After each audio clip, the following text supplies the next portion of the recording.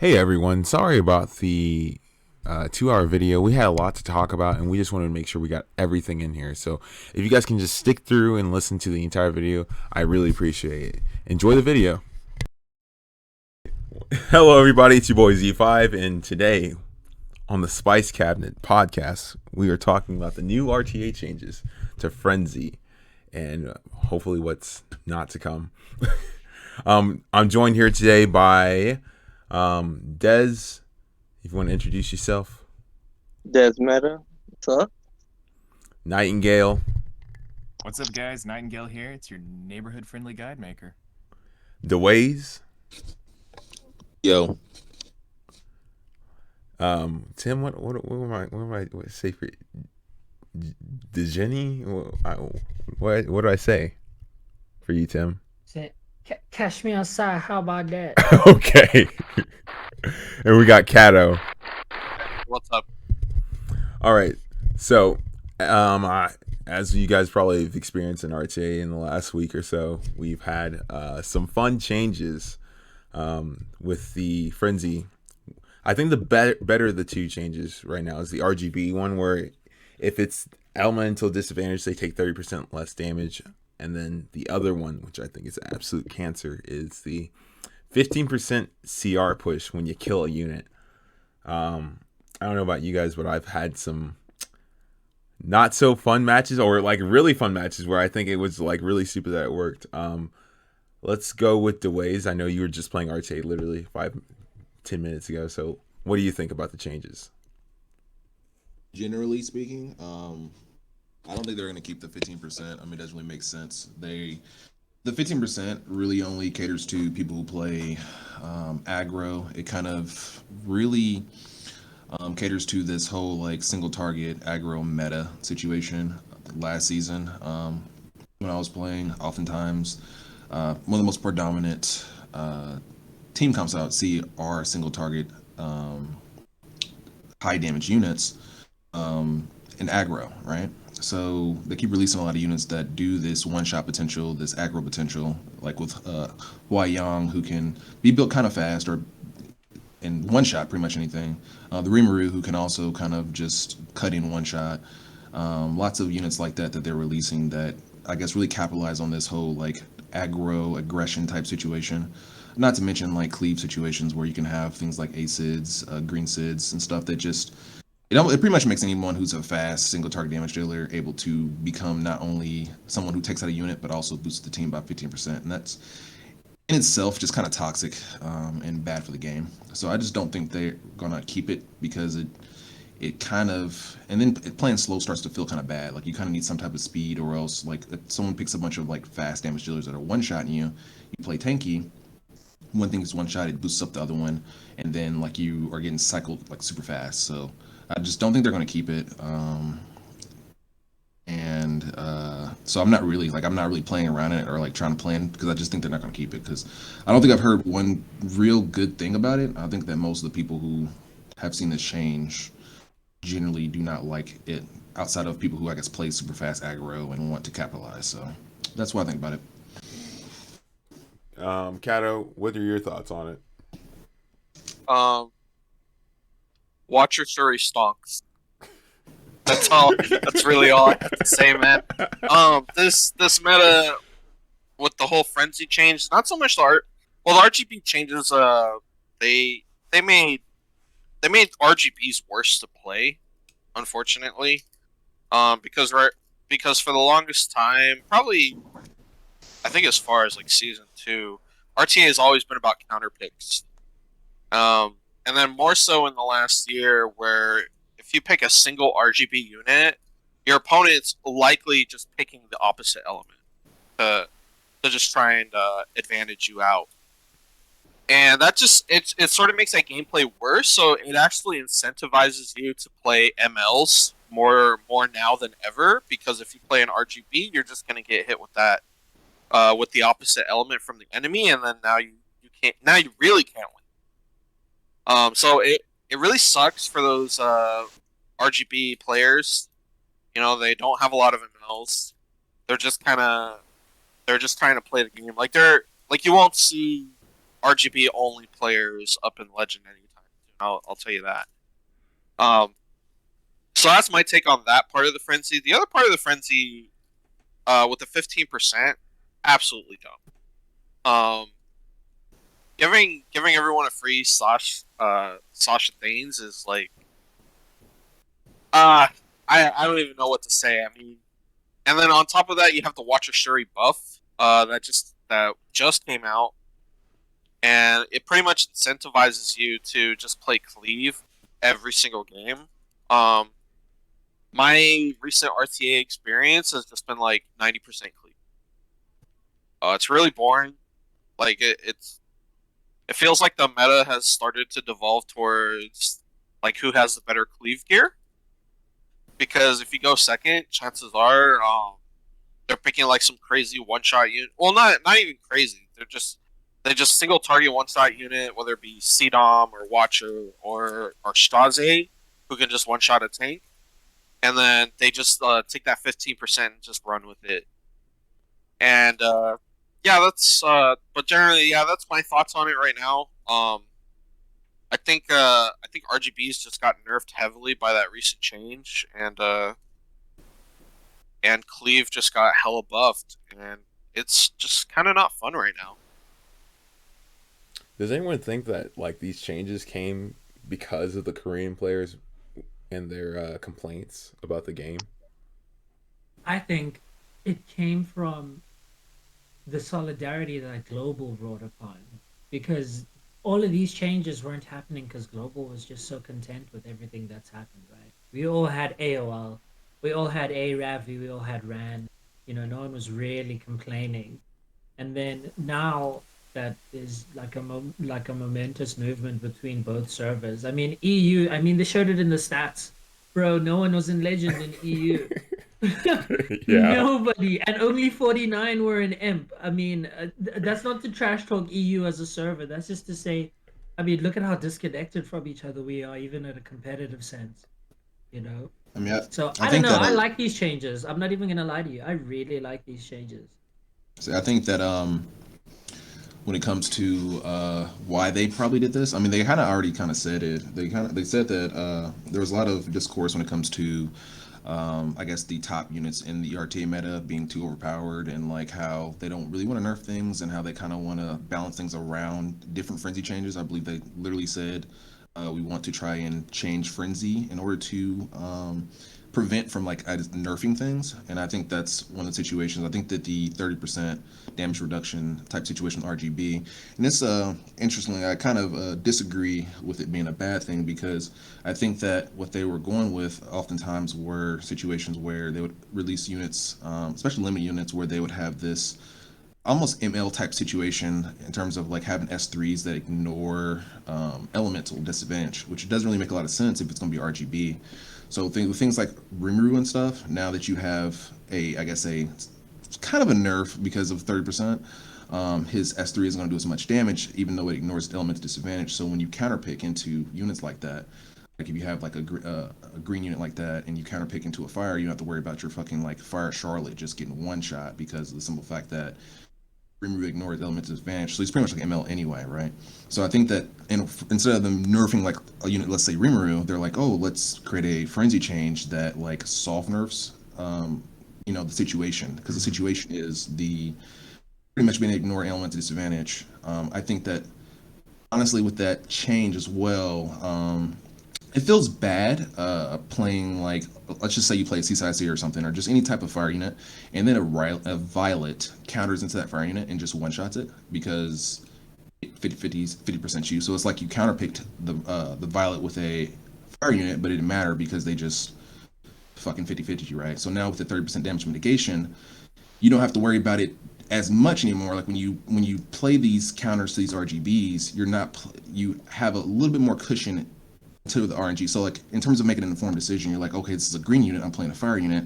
I don't have to worry about this fucking green unit just one shot in my fire unit because of the simple fact that 50-50%. So that's why I kind of like that RGB change, because it makes counterplaying RGBs more efficient and less RNG. So that's kind of where I'm at on that.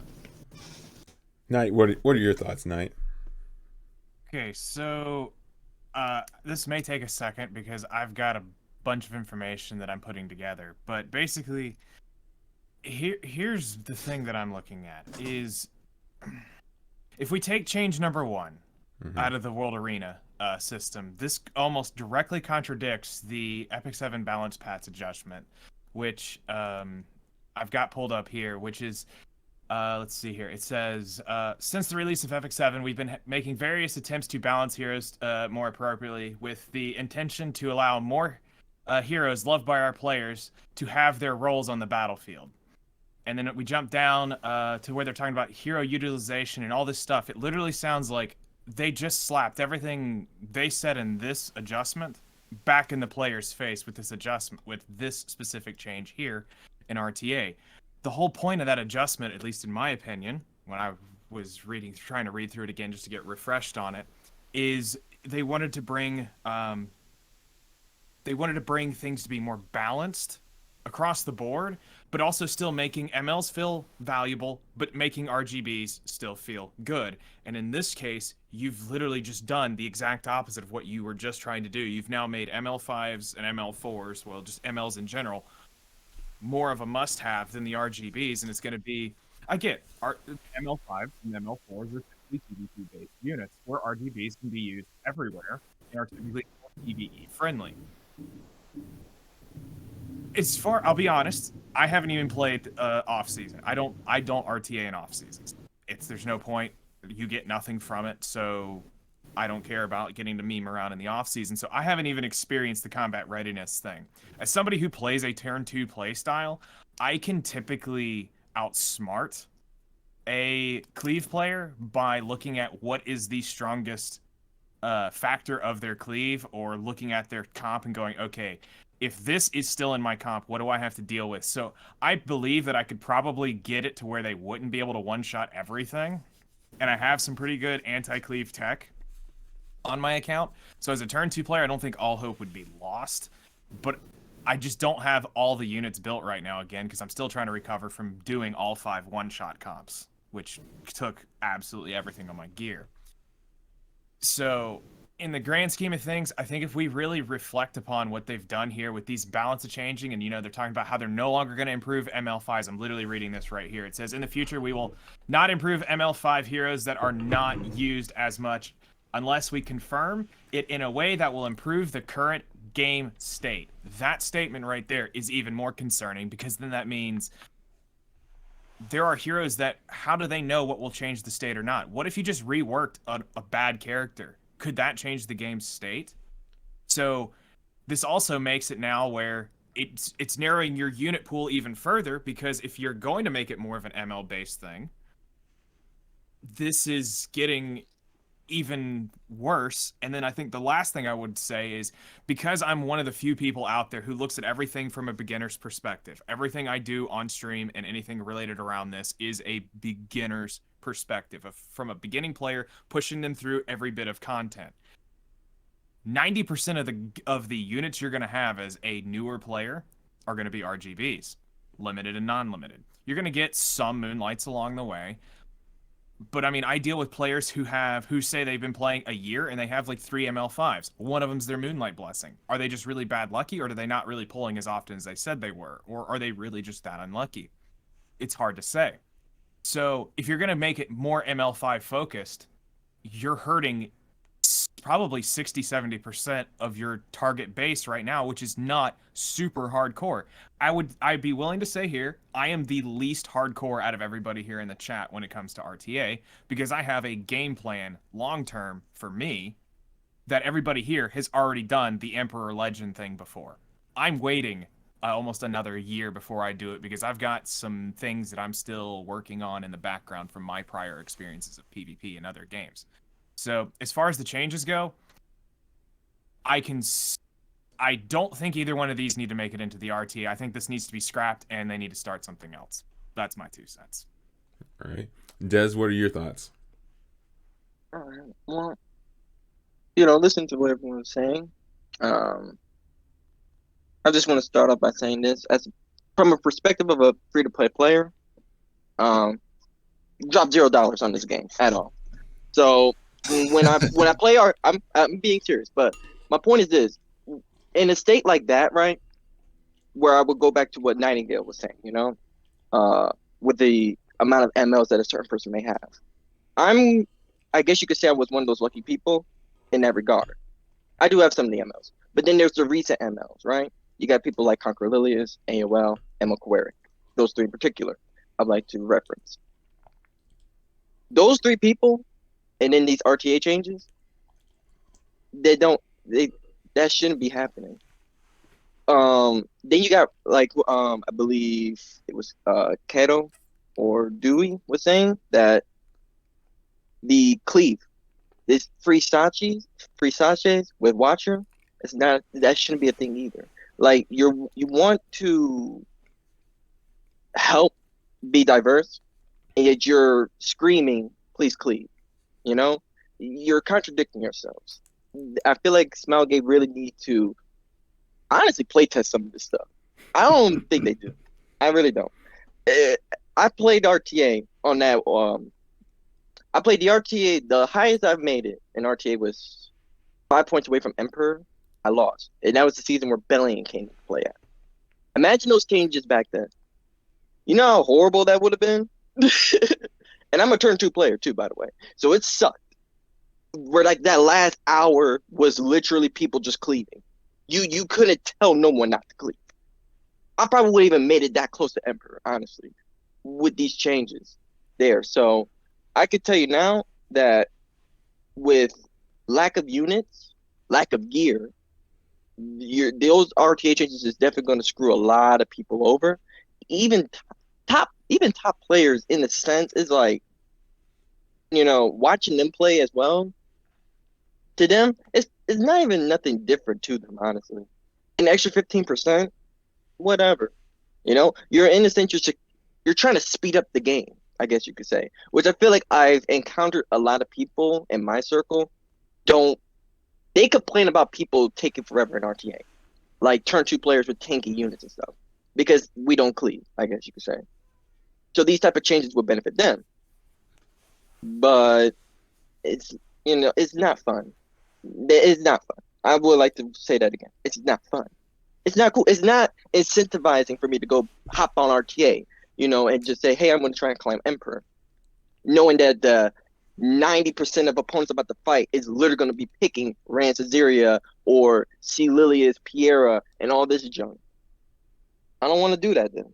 It just seems like redundant. So they do not, I hope they do not release this back into the real season, and they take both those out. Even the RGB thing too. That RGB thing is for the birds, because again, ML5s are for PvP. Okay. Like it's useless. Like Rimuru is popular, Tazeria is popular, Ran is popular. Rem, I don't even really see her that often. Because you don't cleave. That's probably the biggest reason. Yeah, that too. Depending on Right, I your don't play cleave. style of Yeah, gaming, I'm a depends on tank who you're player, gonna see so the most.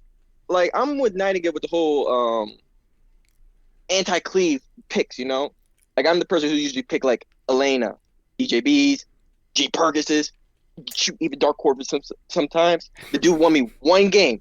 I'm dead serious. He won me one game versus a cleave player because he literally just tanked it out, and I killed this one person, then he quit. But that's luck.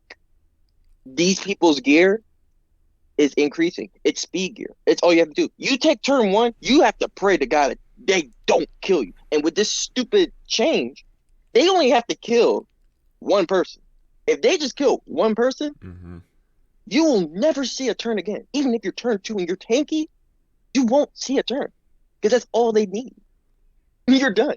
Even a Dark Corvus, where if that changes was back then, he would have killed my Dark Corvus. Because he had that extra 15% CR boost. Now he has an extra chance to go kill him. That can't happen. You cannot say, I want to make a game diverse, but at the same time, don't want certain playstyles to be good either. Yeah. I will add to that though, because so I used to be a pretty big turn 2 person. I used to play C Armin Bruels and shit.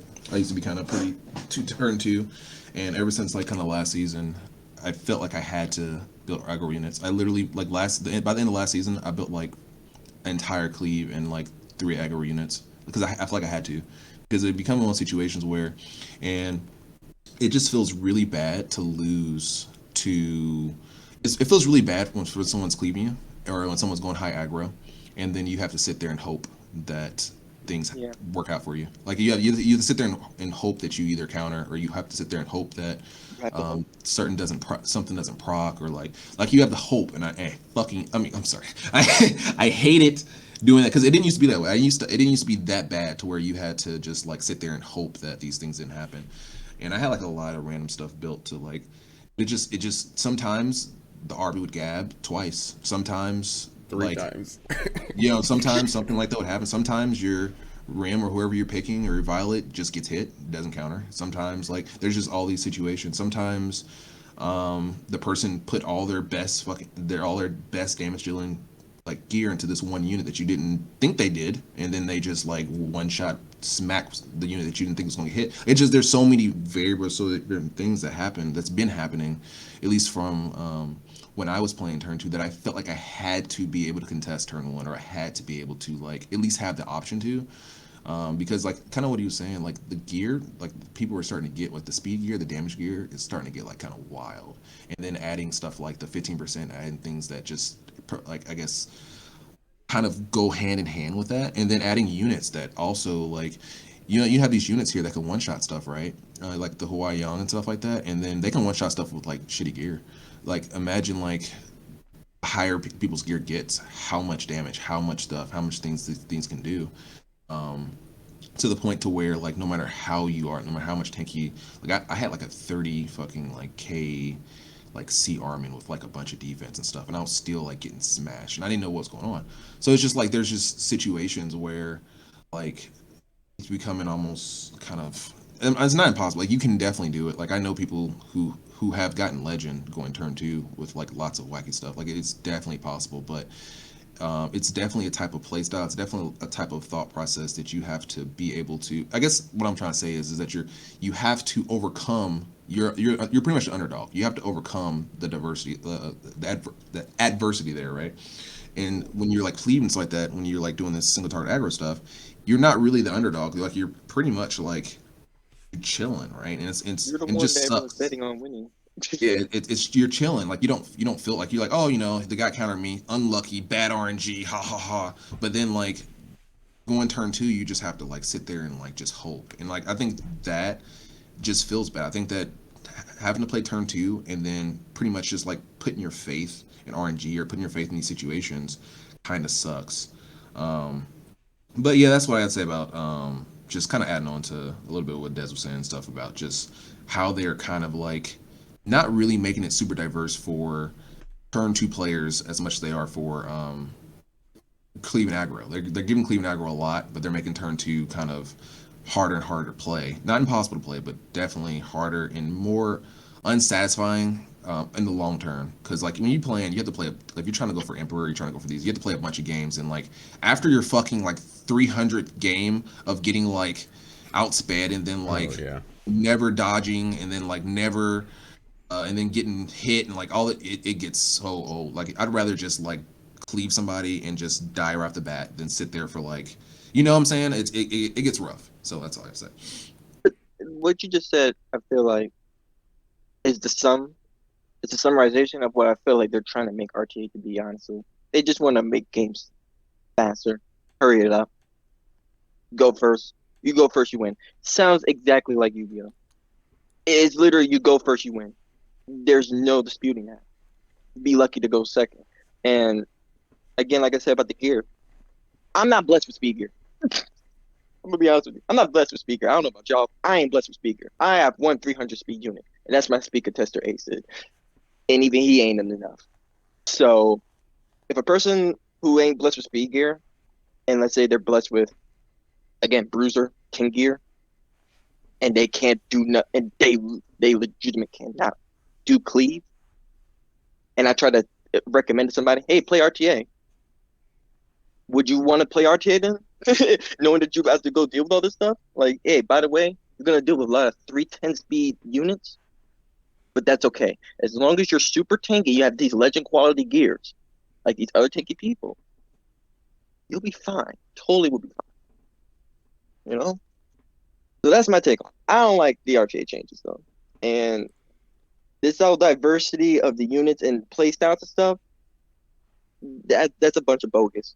They're still trying to kill tank units, and this is 2, 3 seasons in the making right now. First it was injury, now it's one shot units. Come on now. Come on, you can't fool me. My thing is right. I My biggest problem with the new frenzy changes, right, guys, is that they were suggesting these two on top of the two pre-bans, and I just think all three of those combined is just a lot. I've in my personal experience in the past week, I know for a fact that the 15% at the very least is way too much for what we need. Due to the fact that I took my ACID into a game because I was testing it out. Right, I took all these like one shot units or strong single target units into games to see how crazy I can get it to work. I got my ACID to go twice before this guy even took a turn and killed his entire team. And I think that's when I sat there and thought to myself, like, man, this is gonna be a huge problem, especially if we were gonna have E7WC right around the corner. All these legend players, all these whales that are spending buku amounts of money every month to get this god tier gear. That's what's gonna happen to me. They're gonna go turn one. They're gonna one shot one or two units, and they're gonna take a whole nother turn. All the units are gonna take another turn before one of my units can even take a turn. So with the double pre-bans where they can kind of even control like their strongest weaknesses, which is what the double pre-bans are all about, right? Is them trying to help you deal with those meta units. So like if you're trying to play control, you can't play control right now, right? Design a little bit and Meteor Carrier Works are two problem units to control. So you ban those two. Then you have more room and more space to play control. Even though there are lots of cleansers out there, right? But they're not as good as those two who can cleanse themselves without having any ER and full cleanse the entire team. So See, I kind of want to add on to what you said there too, because I think the double bans would be great because I think for that very reason, for the most part, because a lot of people, when a lot of people build things, a lot of people build and put their best gear on whatever's popular. So like Dilibet and Meteor Coward probably has. I mean, anybody who has them probably haven't built, and that's like their go-to cleansers. And they usually don't think outside that. They don't really have to think outside that, right? But because of this new double ban system, now you need a variety of cleansers, not just the two most popular, because if someone's trying to control you, they ban the two most popular, they control you, right? It's not like at least you have this other one to back up on, you have to have multiple stuff. Now I'm kind of glad they put it to Champion Plus because in a way it's kind of problematic because you need a lot of units built now, especially if you don't have a lot of units built. Like I have quite a few units that are like 6-star and stuff, so I'll be able to kind of play around with. And plus, how I already play is that I always kind of look at whatever the meta is or whatever people are using the most, and oftentimes when I'm drafting, I factor that in. So like if I think that, for instance, I've been banning Kit Girl because I feel like everybody is like obsessed with Kit Girl and everybody is used to playing Kit Girl in their drafts. So I ban Kit Girl and then people like draft like, oh, well, my draft was centered around Kit Girl, or like, oh, I was relying on Kit Girl a lot. So I usually factor that into like the situations. Having double ban, I feel as if it's going to really allow people to, I guess, more develop their own play styles to where like if you are a person that looks at the meta, if you're a person that looks at what people are playing a lot, what people are like putting a lot of gear into, you can kind of like counterplay people's entire drafts or like what the meta draft is by just banning the top used units or the units that people are using the most and to I guess win them games, and then but also synergizing your draft to what you're banning. So I think that it's going to be very interesting with the double ban and that it will create opportunity for, like, for instance, if you play turn two, what I'm hoping is that, like, a lot of the like initiators, openers, like Ran, the Para, the Sea Lily, and stuff like that. What I'm hoping is that like you'd be able to like ban, I guess, whatever the two like main things that are giving you problems as a turn two player, and be able to kind of like draft accordingly around that to like strategize, because you still have to strategize, right? Mm-hmm. But I mean, with the 15%, you're not. It doesn't matter. but yeah, but the 50% don't matter. But I mean, like, I do think, like I said, I do think the double ban is going to be pretty interesting, pretty cool to do. And especially, I was talking about like, I guess, limited unit pool stuff. But at the same time, if you're a person that do build units that are like really off meta, like people don't usually like see a lot, you will be able to capitalize a bit on that, because people aren't probably going to ban them. You'll be able to ban the meta units, and then you'll have a situation where not only are you at the advantage of them not knowing kind of how to play against you with the units you're playing, but you've also like nicked out two of what they're most comfortable with. So like I said, I'm just more saying the double band's gonna be really good. Now this, like I said, 15%, this other stuff, that's to be announced. That's to be seen. I don't know if 50% needs to go, but Yeah. like other stuff's to be seen, but to be announced. But yeah, that's all I can say. Can I jump in here real quick? Yeah. Okay, so Dewayze brought up a point about talking about the unit diversity and things like that. Um, One thing that I think we should draw attention to here is it's not going to be less of a problem coming in the Awaken update, because we have the Grace of Unity system coming, which we need more information on. I don't know how many. We don't know how many units we'll be able to fully 15 out of this. We don't know how. Oh yeah, that So system. if it works like it works with the dimensional system, we're not going to talk a lot about theory of this, but just the basics is, if it works like the dimensional system from AFK Arena and linking a dimensional hero to one of your already built heroes, it's 1-to-1 ratio. If it's like the resonating crystal, it's you had to have 5 max heroes, and then anything that goes in those slots, you can level up heroes in those slots. So I I I think that's going to help a small portion of this issue in the grand scheme of things, especially from a newer player. Well, when I say newer, I mean you're not brand new, but you've been playing a little bit at this point. Mm-hmm. I think that system's going to help some on being able to get some of those alternate picks going and testing, because if we look at anything from really challenger and below, they don't really have the top end gear. Yeah, you'll see that higher end gear, but you got to realize, like, a master level Ran is probably 260 to maybe 280 on average, because they're still developing their speed gear. But now they see another couple units out, and they take some of their other speed gear, and now they can go build a couple of these other units with the Grace of Unity system.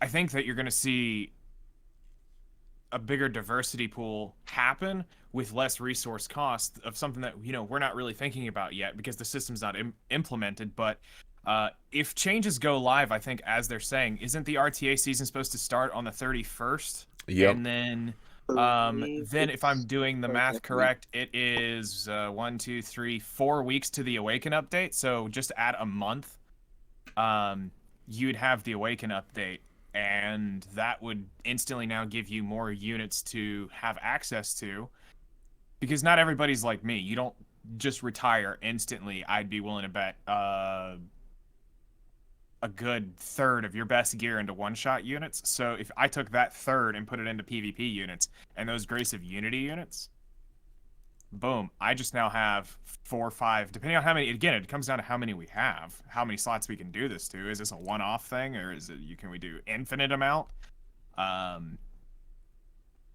If we can get that, that's going to solve some problems, but it doesn't solve anything else you guys have talked about. From everything I'm hearing, the new player is getting more and more disincentivized to play RTA. The further it goes up, the newer they are in their account. Where I talk about, and I try to help new players, I try to get them to not even touch RTA within 6 months. Their first 6 months, don't even think about that word. Just ignore it. Completely ignore it. Because anybody in that, depends on where they're climbing, they're all going to have good gear compared to where you're at. But after that, absolutely, you can start working at it. And I think all this stuff that they're talking about doing is, or have already implemented, is going to hurt them in the long run. Okay.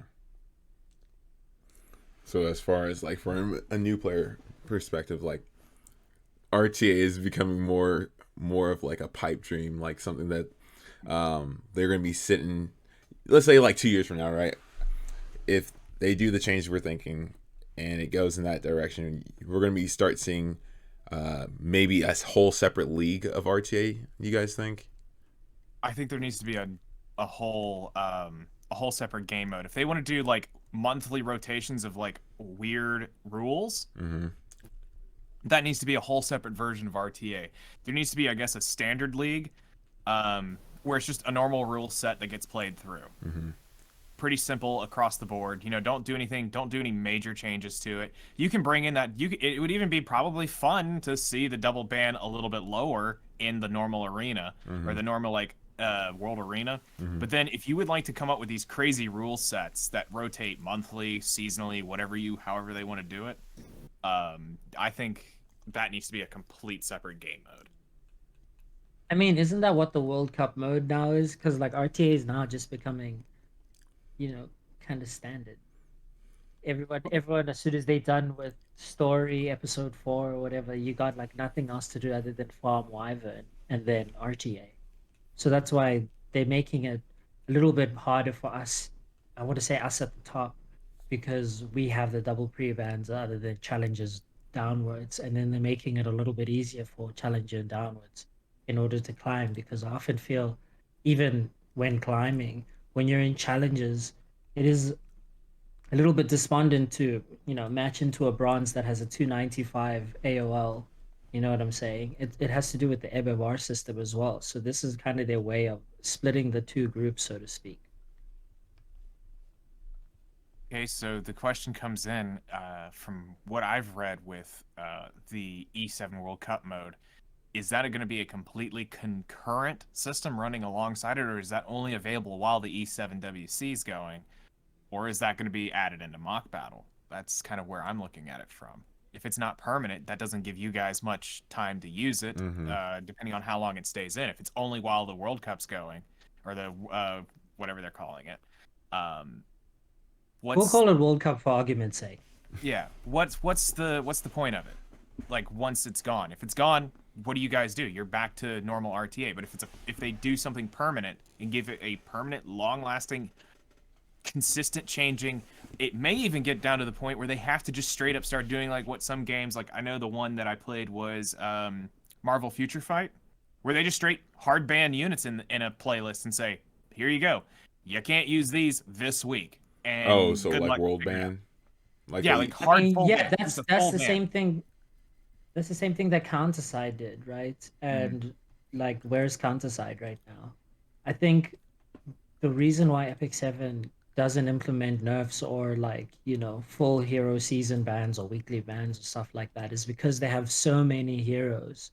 They're expecting us to basically 5-head with every single unit, and every single unit must be like oh as of man, equal value as the next unit. So to speak, a ML5 and a limited must have the exact same value when you bring them into a game. Now, I'm not saying that they do now, because they don't. Let's be honest. A Ravi, strongest unit in the game. You can't tell me I'm wrong. I wouldn't because say the strongest. It's the strongest anchor in the game for sure. he's crazy, dude. Okay, but I'm a cleaver. Do you see? Like for me, Yeah. that's Oh the yeah. Yeah. strongest Yeah. Yeah. unit in the game. For against a Cleve, yeah, it's the strongest unit in the game, Right. 100%. But if I was picking, if I had FCC or stuff like that, because my Aureus uses Belian, Copium. But if I had FCC, I would use FCC in order to, further mitigate the damage that my backline gets. Because a cleave is all about you open, do damage, get out as quickly as possible, while deleting as many units as you could at that time.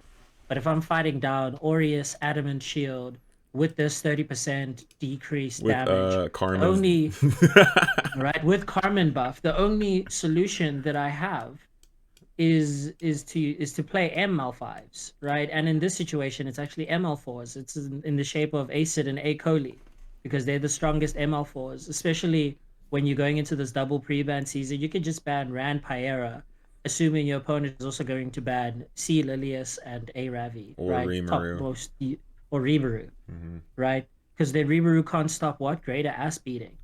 which you're gonna have to put on acid in order for him to do the same amount of damage as a single target ML5 like Rylet would, while just pressing S3 normally. You know what I mean? Mm-hmm. And that's where the sashes comes in as well. It allows us to carry on cycling and cycling. Like, I'm not saying it's good. Trust me. Ooh, I've been playing this new RTA. Let me tell you, I would rather take a dump in my hands and clap than have to deal with the stuff that is happening right now. And the only reason I say that is because I'm fighting only Acid and Akoli. Yep. Like, Ran Pyra don't matter anymore. If you take all their 300 speed gear off and you put all that 300 speed gear onto people that are only, what, 2-3 speed slower? No, 1-2-3 speed slower. Now we have Jacko coming through. Oh, Done yeah. on CR push, right? Because C Moon Ren is 126 speed too. There's just a lot that is actually happening that people don't realize in terms of turn 2 cleave, turn 1 cleave. Like, everyone's changing. It's not just, one set genre of things. Man, I think the meta is gonna be so fucked next week. I love it. I love it. It's gonna be so cracky, dude. No, you I say really don't think it's gonna make it. I think because they said in the patch notes, that this is more so of like a test, right? it Yeah. says we're the Yeah. data testers for this. we'll change for each season. Hold on, was it in this one? Because I'm looking at it and it should say there was something saying that if it didn't go through, that they're willing to push it back. Or maybe that was in the Awaken update that it brought it up. Yeah, they said they're going to push it back if this does not solve the issue that they're trying to do. So hopefully you guys don't get this. If not, this is going to be probably one of the least played RTA seasons. Second least played. You think there's what was the one that you think was worse? Last season? Last season last was season? bad. Yeah, last season was bad. Really? Because everybody and their mother that I talked to was talking about how they were so easy able to get up into, I had newer players that's why. getting It's up because into champion. yeah, because no one was playing it, bro. Last season RTA, bro, was just Well, see, it was bad. Oh, I don't think loved it's bad. last season. Well, yeah, well, that's what I Are- mean. It's like last a season, lot of are we- people didn't really play it. It's just like with that it was that stupid. I think it was that the win rate thing is what really started to turn people off a bit. That I knew of. Like I talked to a few folks in my guild and stuff, and they like know like a lot of like top RTA players as well. So it's like when they heard about like this win rate thing, it completely turned off like a lot of people from like really trying to take RTA seriously, which is why you would see like me, I hit Emperor like in like the third week of the season, and I was finding gold players. Like there was like no one playing the game really. So it a lot of people of course will be happy because there's no one playing it. So of course people are hitting champion and stuff, but yeah, no one was really playing last season like that, Not as much people as they were like the season before where they first implemented Emperor rank, Where they first implemented it, you seen a lot of people play RTA, bro. It went crazy the season before. But last season, no, that junk was trash. And if they implement this frenzy thing for next season, I don't know. I mean, Cleavers might love it. You're gonna see like a lot of Cleavers love this next season, but Banshee I'm not gamers, really sure. bro, super strong. I'm just telling you. That too. But then I would like to also like to go up this one point I heard about the whole make a separate game mode and stuff. Mm-hmm. I played Grand Cross, Seven Deadly Sins Grand Cross. Yep. I don't know if y'all played that or not, but Yep. they have okay, so you know what I'm about to say then. Yep. They have the normal they have RTA. They have a normal one and then they have an elite one. The normal one, no gear. So you're just playing basically just the units, and the only bonus effects you're getting is just from like your cosmetics and your artifacts. Whereas the elite one is where your gear is counted, but then sometimes they'll have special rules. Like if you don't do a certain amount of damage, your whole team gets like a special little damage decrease buff and stuff like that. And if you do a certain amount of damage, you inflict debuffs on stuff like that. Like these rules will make certain units become good. Like one rule made a demon team, Assault with Meliodas, really good. Like he His team was bad. One rule made him like so relevant, no one couldn't stop using him. So if they did something like that in E7, I wouldn't personally think it would be a bad idea.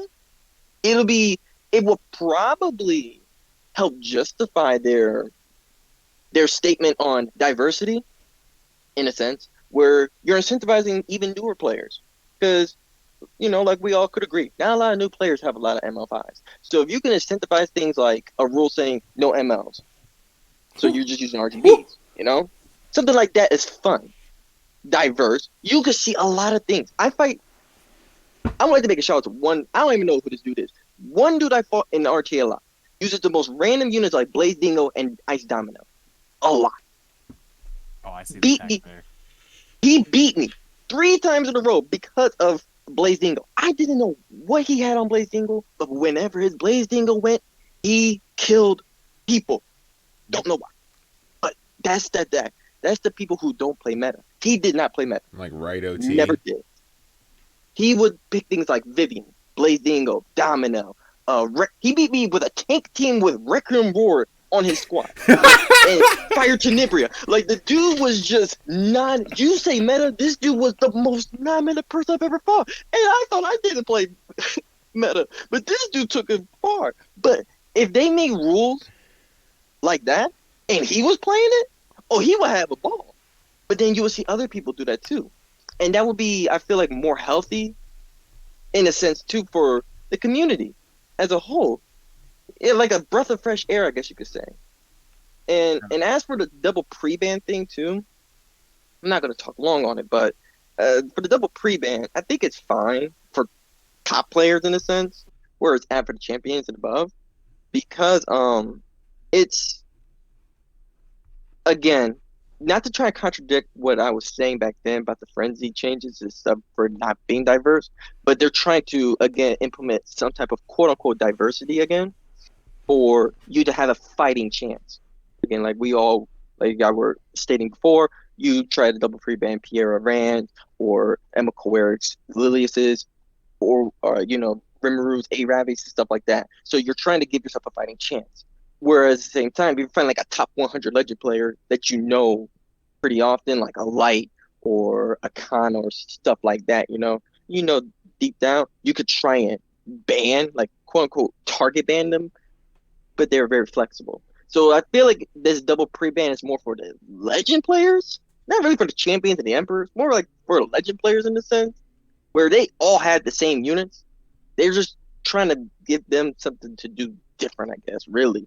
That's why I feel like most of the double pre-ban was being more pushed towards in a sense, and I think it's fine. Again, I think the double pre-ban is fine.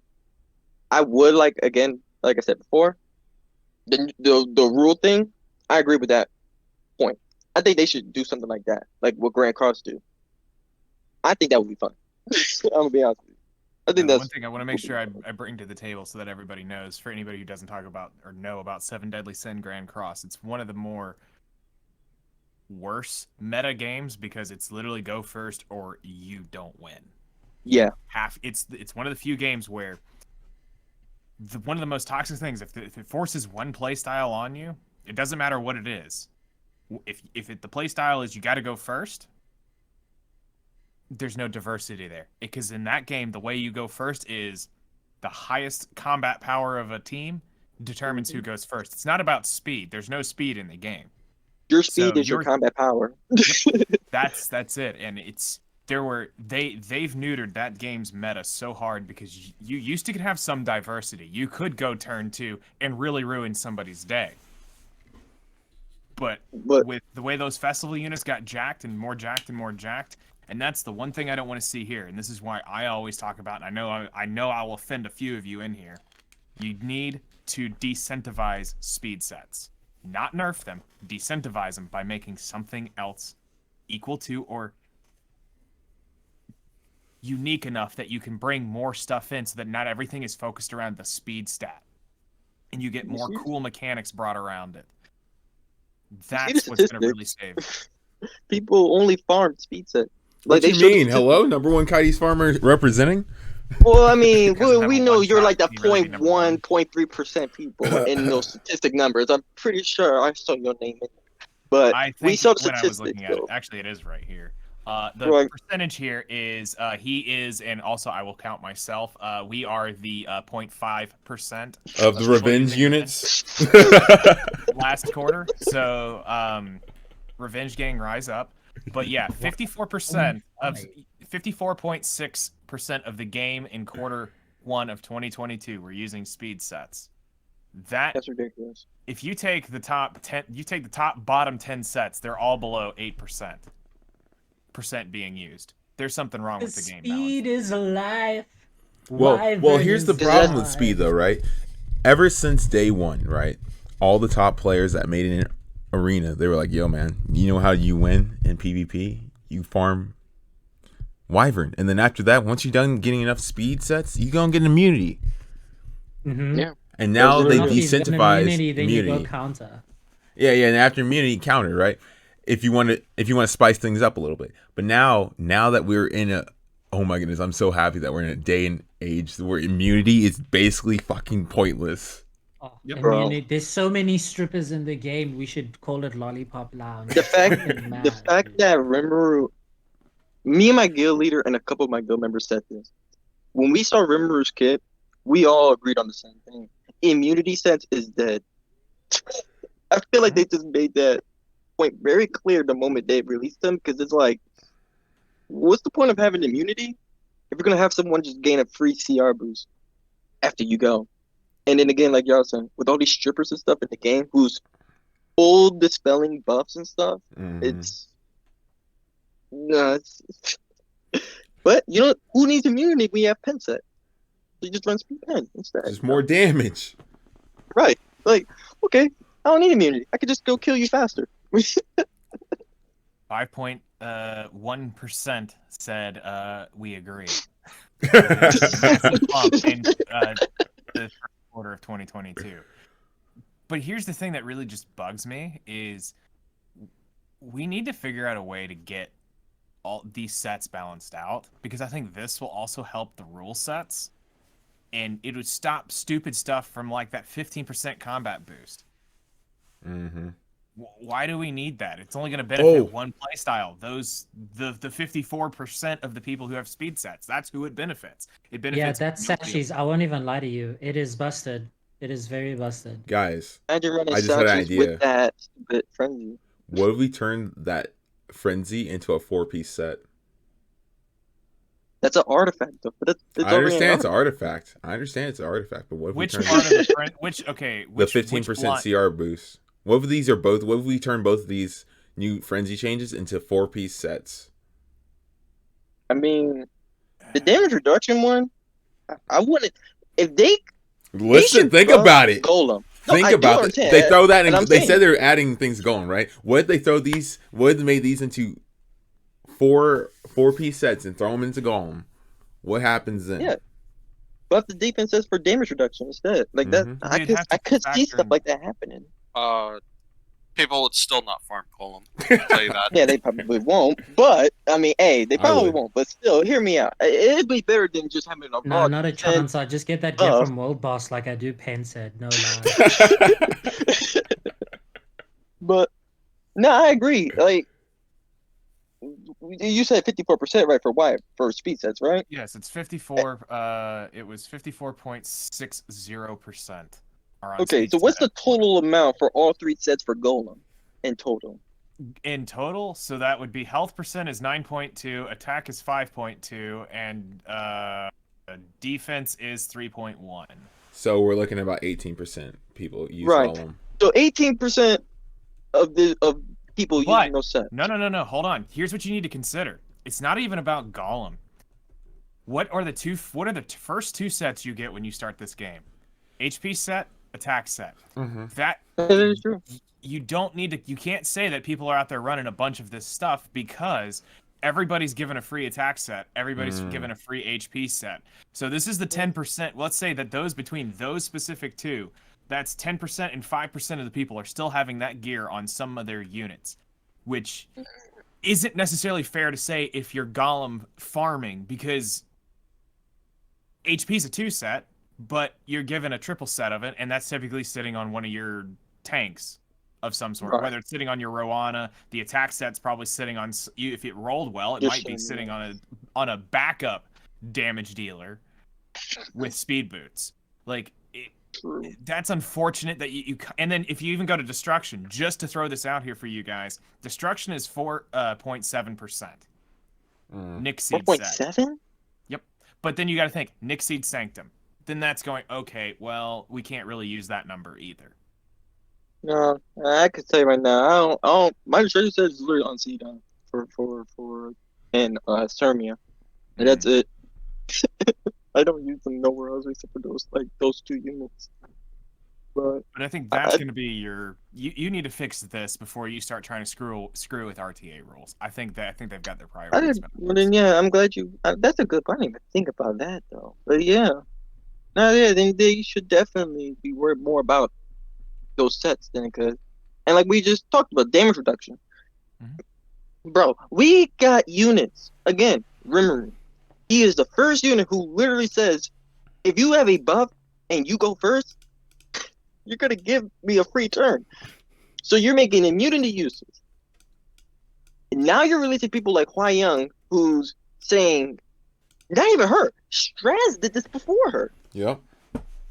He was like the beginning of the end for tanks in a sense. He says if you have high HP and you have low attack, which you already know you do. That was strictly after the tank meta, if I remember correctly, too. Like the Yeah. LRK A After the Tywin tank. meta.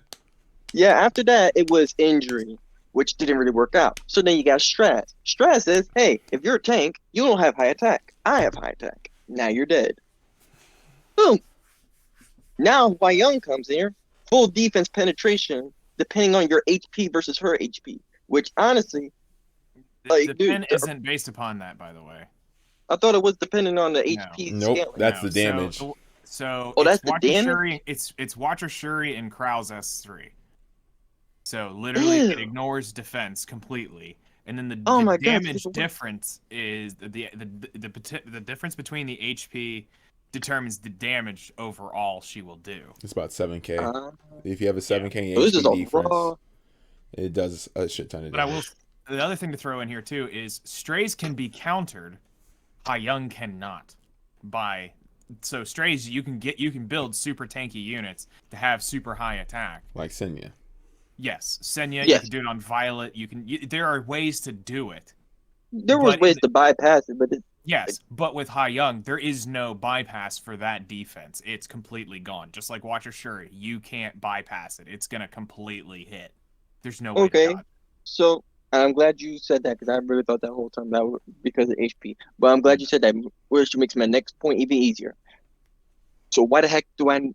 What's the point of having defense buffs or defense Exactly. sets if there's people who's 100%ing penetrating my defense? Yeah, I was Like- about to bring Like that up. ML Serbia. That's ML exactly Serbia it. literally scales up a defense. What's the point? If she's just gonna get one shotted, I could build her as tanky as I can for defense, and Hua Young could just go out there and just one shot her. Remember, the amount of buffs, one shot. Dude, come on now.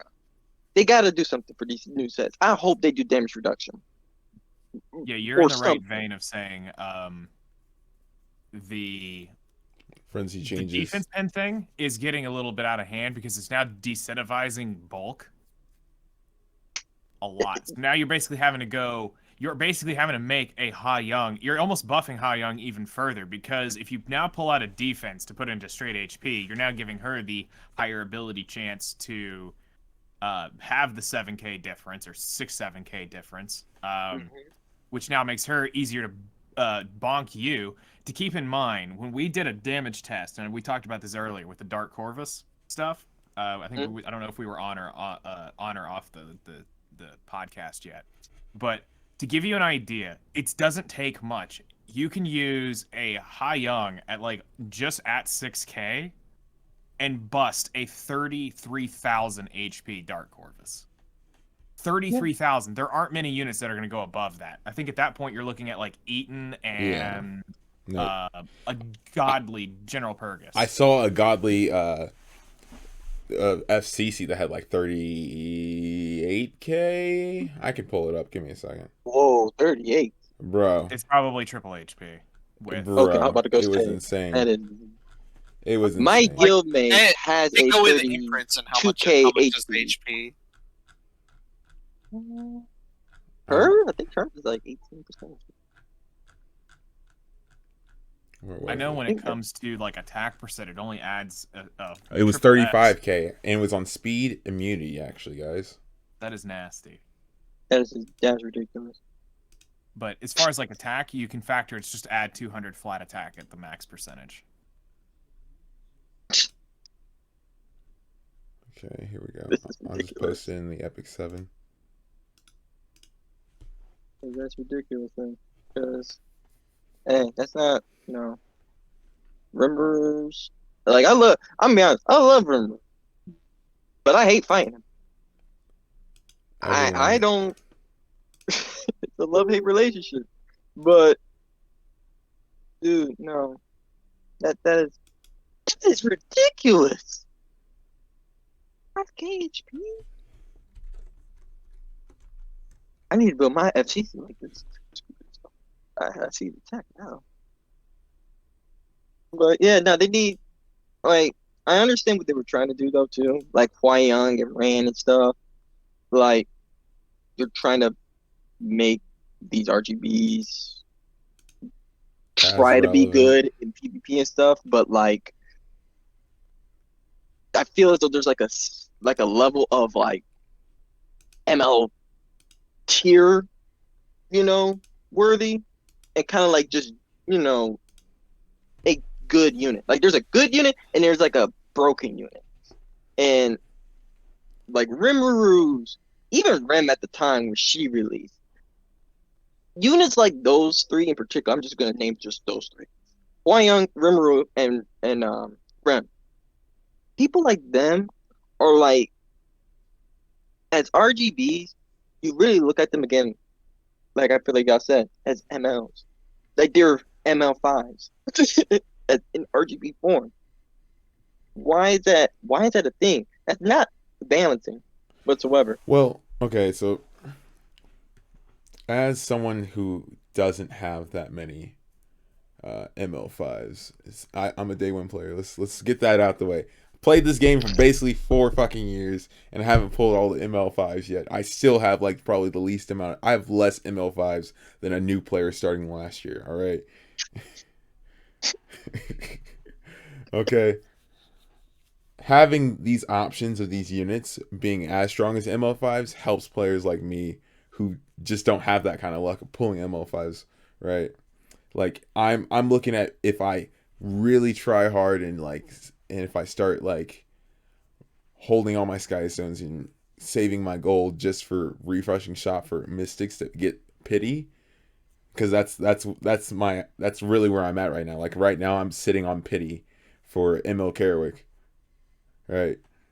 You have to be really like picky which MLs you pick. But having those RGBs where you have a abundance of bookmarks that you can get from different sources easily. Having those options of like Rimuru, Hyung, Rem is really nice because that means you can still be relevant in RTA and you don't need to drop.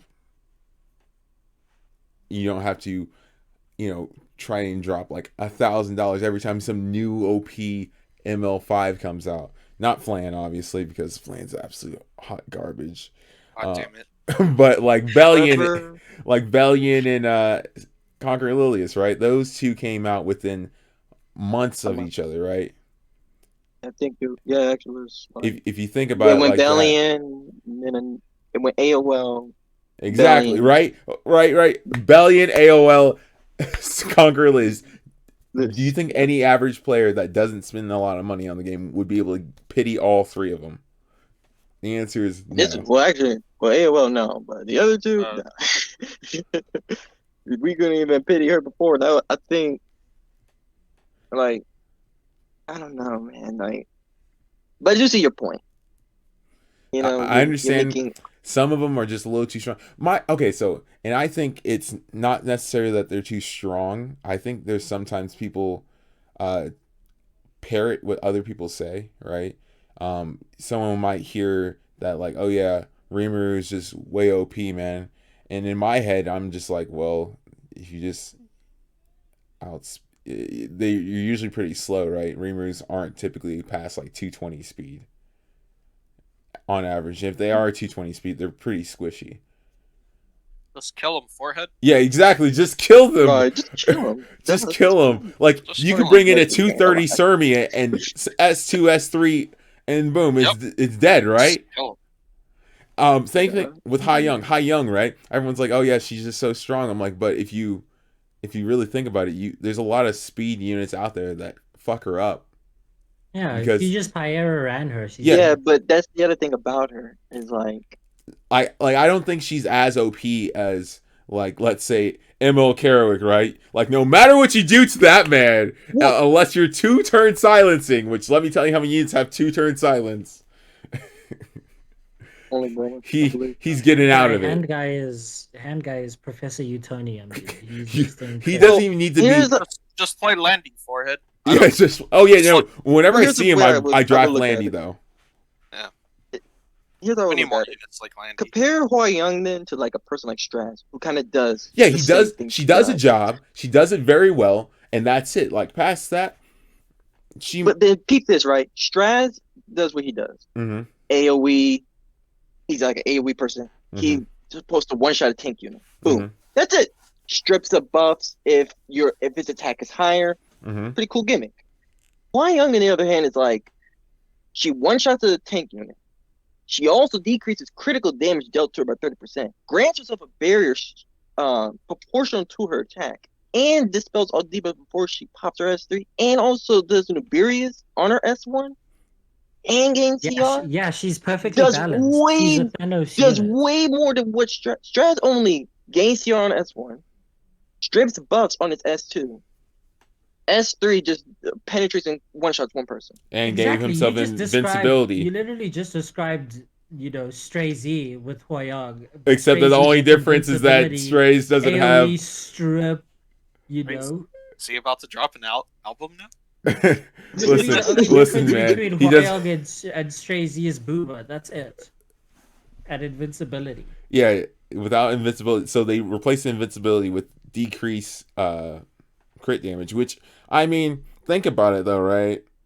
So like you saying things like just try and one-shot her. You gotta one-shot her through a barrier. And that damage mitigation, and also potentially someone has an Aureus also on the team too. So you have to go through 3 separate things to try and kill her. Well, okay. Here's if you didn't ban the damage mitigation in the beginning of the game, then you probably inting anyways. If you let that through, if you let through a damage mitigation unit and in Hai Young, your draft was probably fucked from the beginning. All right, let's just be honest. Like I'm being serious. Dude, sometimes you just like first pick Conquer Lilius, and they're just like, all right, cool, FCC Hwoyong, and then they counterpick you the rest of the draft.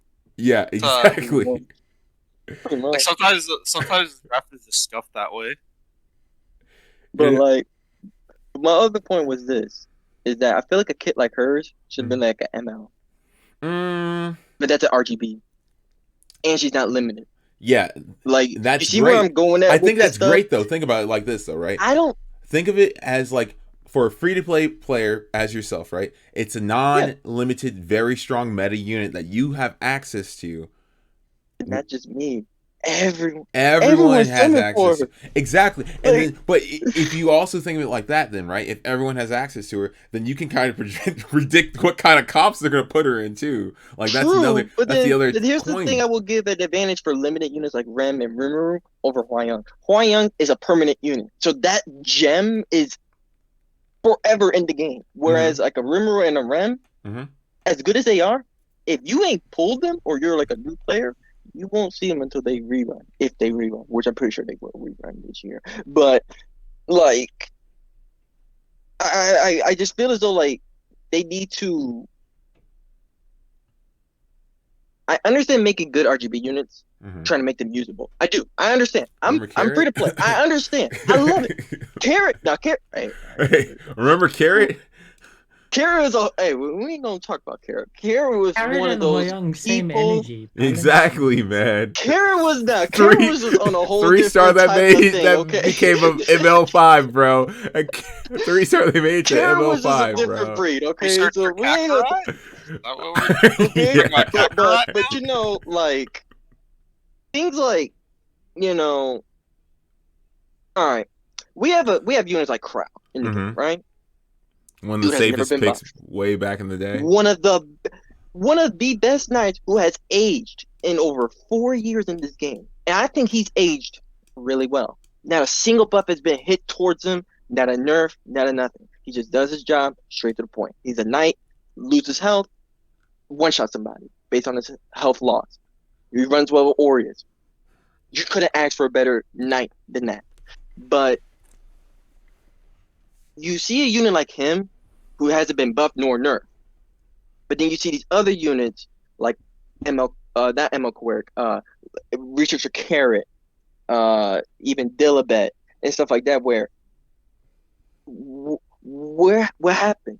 Where was the blueprint at? You know, Well, the design a little blueprint bit is like for not people like broken. Crow. Well, no, design a little bit, bro. It's beyond what she was though. No, it's Like they literally took her she's passive literally and said a double it. a budget. To me, she's like a backup to Quirk.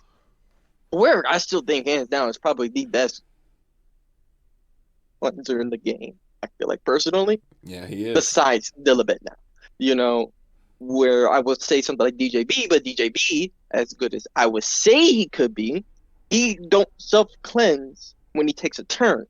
You know, like things like that. Like y'all see Crowd, you make a unit like Crowd, and you don't buff or nerf him, but then y'all keep having to buff these other units. What? Who made Crowd, and who's making these units now? Like, you see where I'm going at with this? If I feel as though they shouldn't be having to make super extraordinary RGB units like a Huayang to try and compensate for the power creep, Powers, I guess I would the power say. creep of ML5s and how crazy they're Yeah, getting. like you release, like we just said, AOL was first. Mm-hmm. Then after Valiant. AOL, now Bellion. Bellion shuts down souls. Oh my gosh. The game is now Cleave again. Cleave is now gone. Rand comes out. No, it was Caesarea. Rand. I don't even know who the rerun ML5 was after Bellion. But then Then Give you Conqueror all this. Lilius comes out. You know?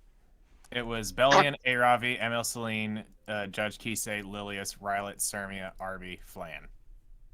Boom. Trash. No, trash good. Lilius comes. And then I hear a bunch of Say trash. something about Rylet, I dare you. listen, man, He- Rylet's there. Rylet is good if you don't see Conqueror Lilius on the other side of that screen. Right. But I mean, even a there's person also- like Violet, he's to me, I don't have him. But like, I think personally, he's like one of those units where it's like he's good, but then falls under that whole if something goes your way, which I feel like logically it should really go your way. Like to me personally, when I hit an enemy's Violet, all I could do was laugh and just say this: I hit a 30%. Logically speaking, you should not be hitting people like Rylet. You shouldn't. You should not, you know? But imagine they buffed him, for instance, okay? Made him 100% evasion all the time. Not The even first- 100%. the first What if they hit, just removed the evasion they took buff and just put Assassin 50% Cartouche's passive as and its put it on him. passive? You know? Like, if they just removed the buff and put it in his passive, now he's way too broken. But what about Emma Quirk? Quirk is good.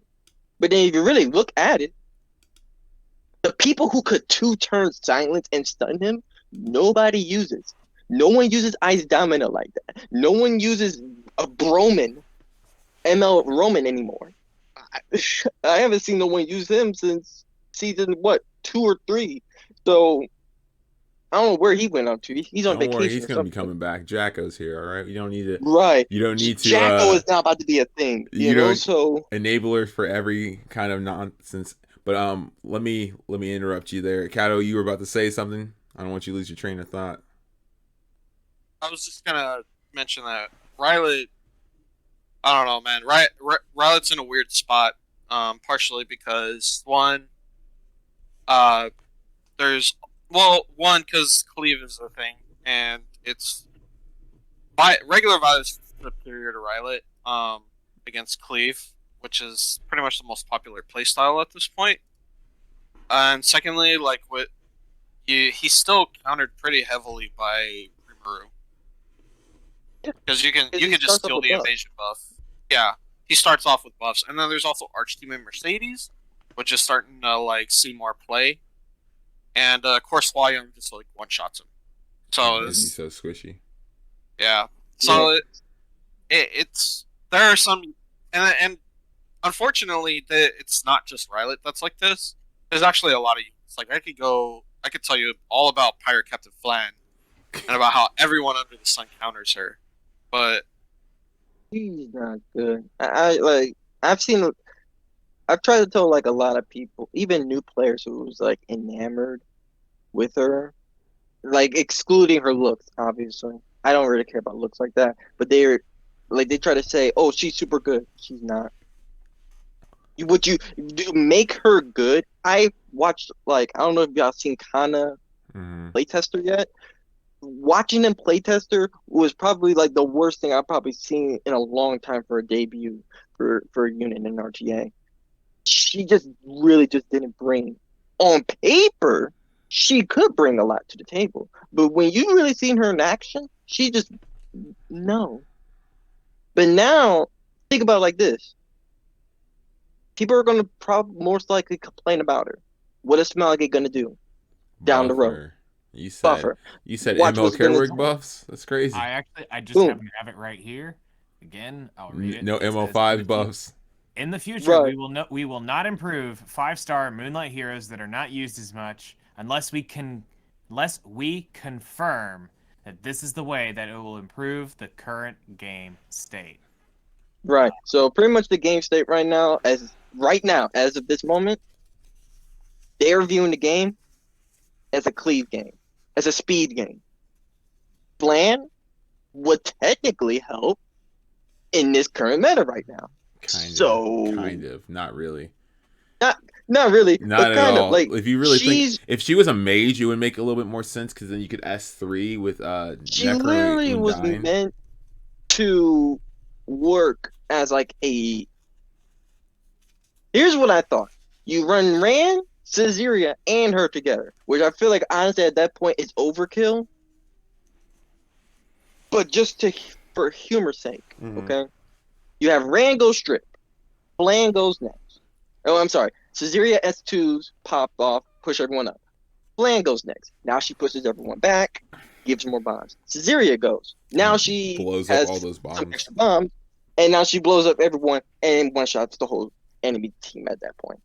If everything literally goes exactly right, you know what I'm saying? Like, you hear me explain that on paper, and then you look at the frenzy changes, and then now try and convince a player, hey, you should totally play RTA. Like, again, dude. But what you also should hear is this: she requires units to be good. Yeah.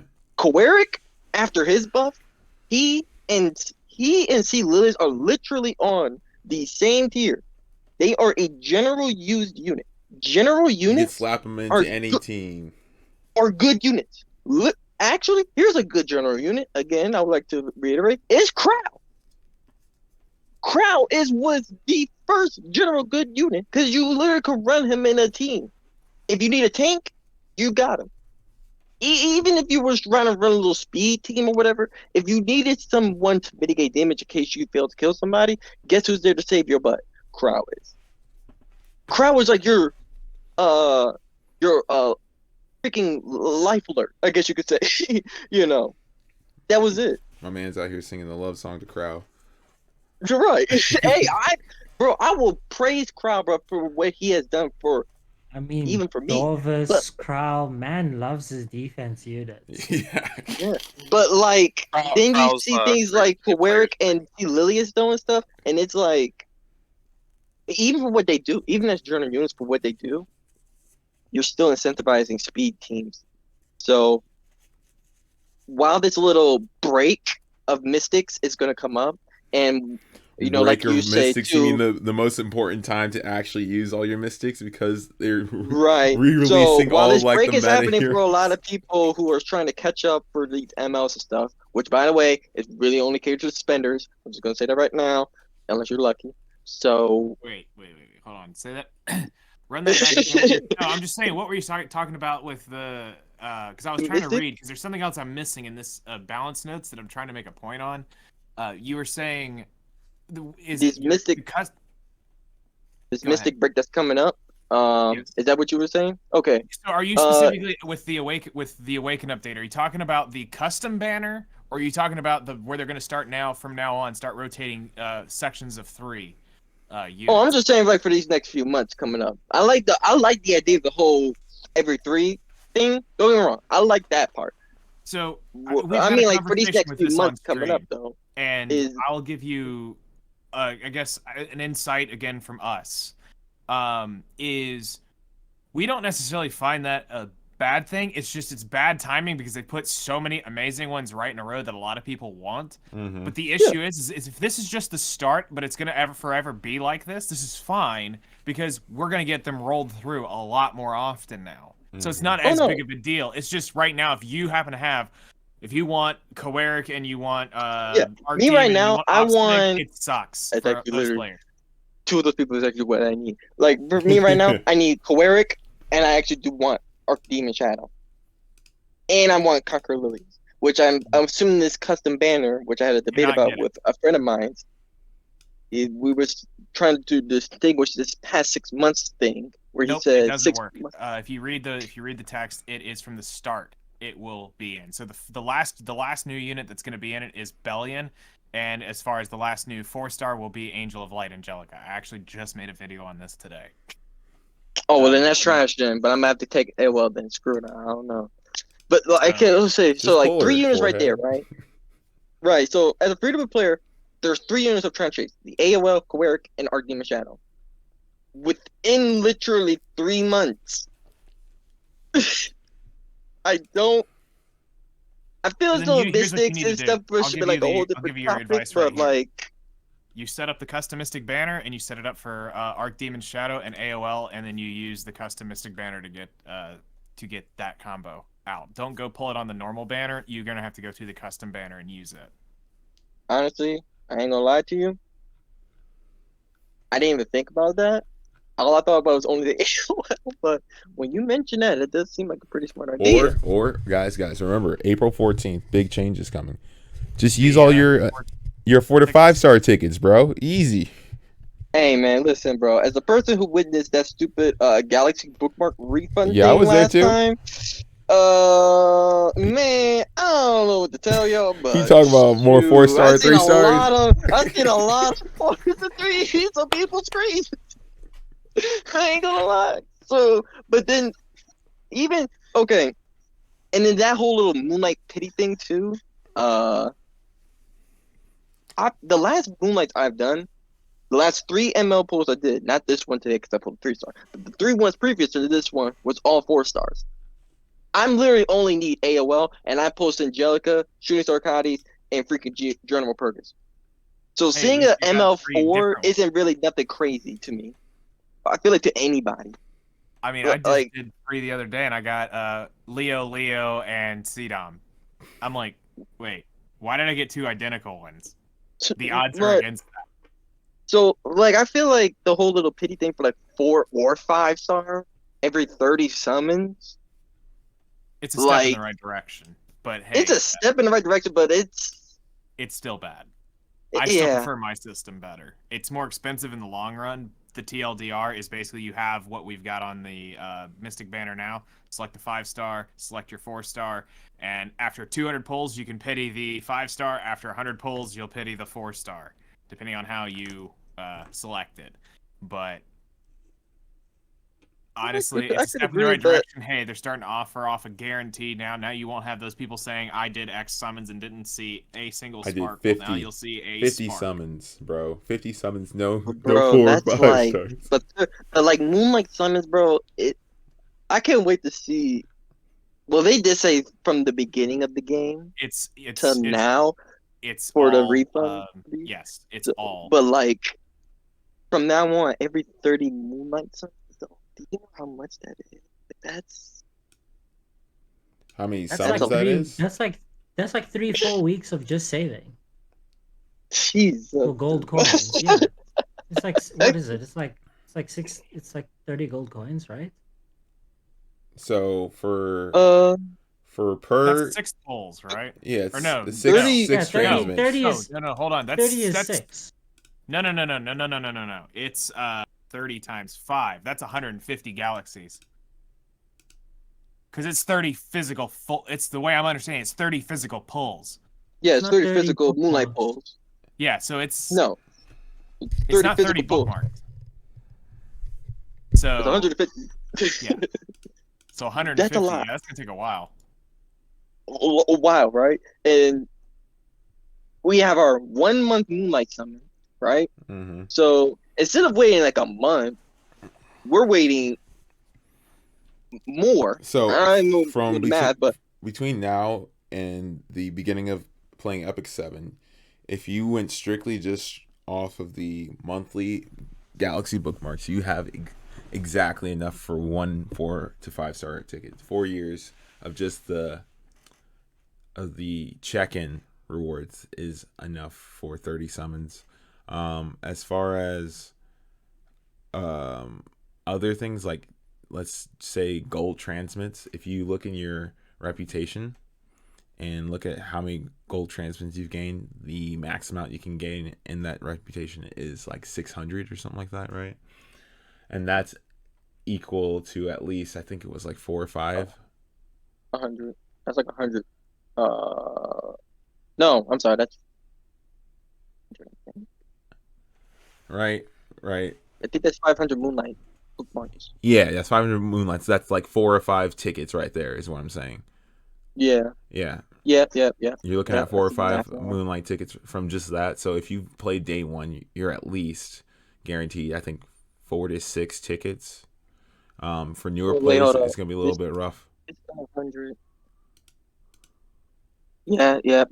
I see. Yeah. Okay. Yeah, I'm catching up with the math. Yeah. Yeah. See, and you wait all that time, then once you finally get to that pity for the Moonlight Summon, And all you that get wait, all that and then you for get that good old MLEO. yeah, Leo, bro. Like, bro, Oh, dude, I was I trying to don't think of who mind would it. be. I just feel like Mine's Arbiter. That's my Brain. fear, dude. Like I know like I'm probably gonna get like 1 or 2 ML5 tickets, and then they're gonna both roll into ML Leo, and I'm just gonna be sad. Bro, it's gonna be like, dude, you guys think it's gonna be like that. Nah, you guys are tripping. You're gonna get Guider Aether, guys. Come on. Yeah, bro, I man, actually would that be so gem, glad for Oh. that. Please, that thank would you. be so sad. I would be very happy. I could use the silver transmit stats right about now. So please, I've got like 15 aethers in my storage. So please send. But like, see, I feel like the amount that is required for that type of thing, I just feel like, is it too greedy to ask that at least we could have the option to either have to select a 4-star or take the gamble of the 50-50 of the 4 to 5? No, because then everyone would just choose AOL. Hello. Exactly. But I'll like, be the one dude, that's not. I'm actually. I kid you. right? not. Like, if you I'm don't going have, for if you silver. have all the 4-stars, then obviously you are forced to do the 50-50 pick. But like, dude, the amount of time they'll require to build up that pity, I just don't feel like it's not equal trade. That's a lot of time you're waiting on just for a random 4-star. More than likely, I'm not saying that it's impossible to put 5-star, but let's just be realistic here, folks. you're gonna pull a 4-star. You're going to. Maybe that It's one better than random a friend of 3-star yours though. in the gift. True, you ain't gonna see no axe gods. You ain't gonna see no Richter Wars Herados. or Herados and stuff, which my boy needs to spec change. But we ain't gonna talk about that. But things like that. I just, I don't know. I maybe it's too greedy to ask first. I do agree though.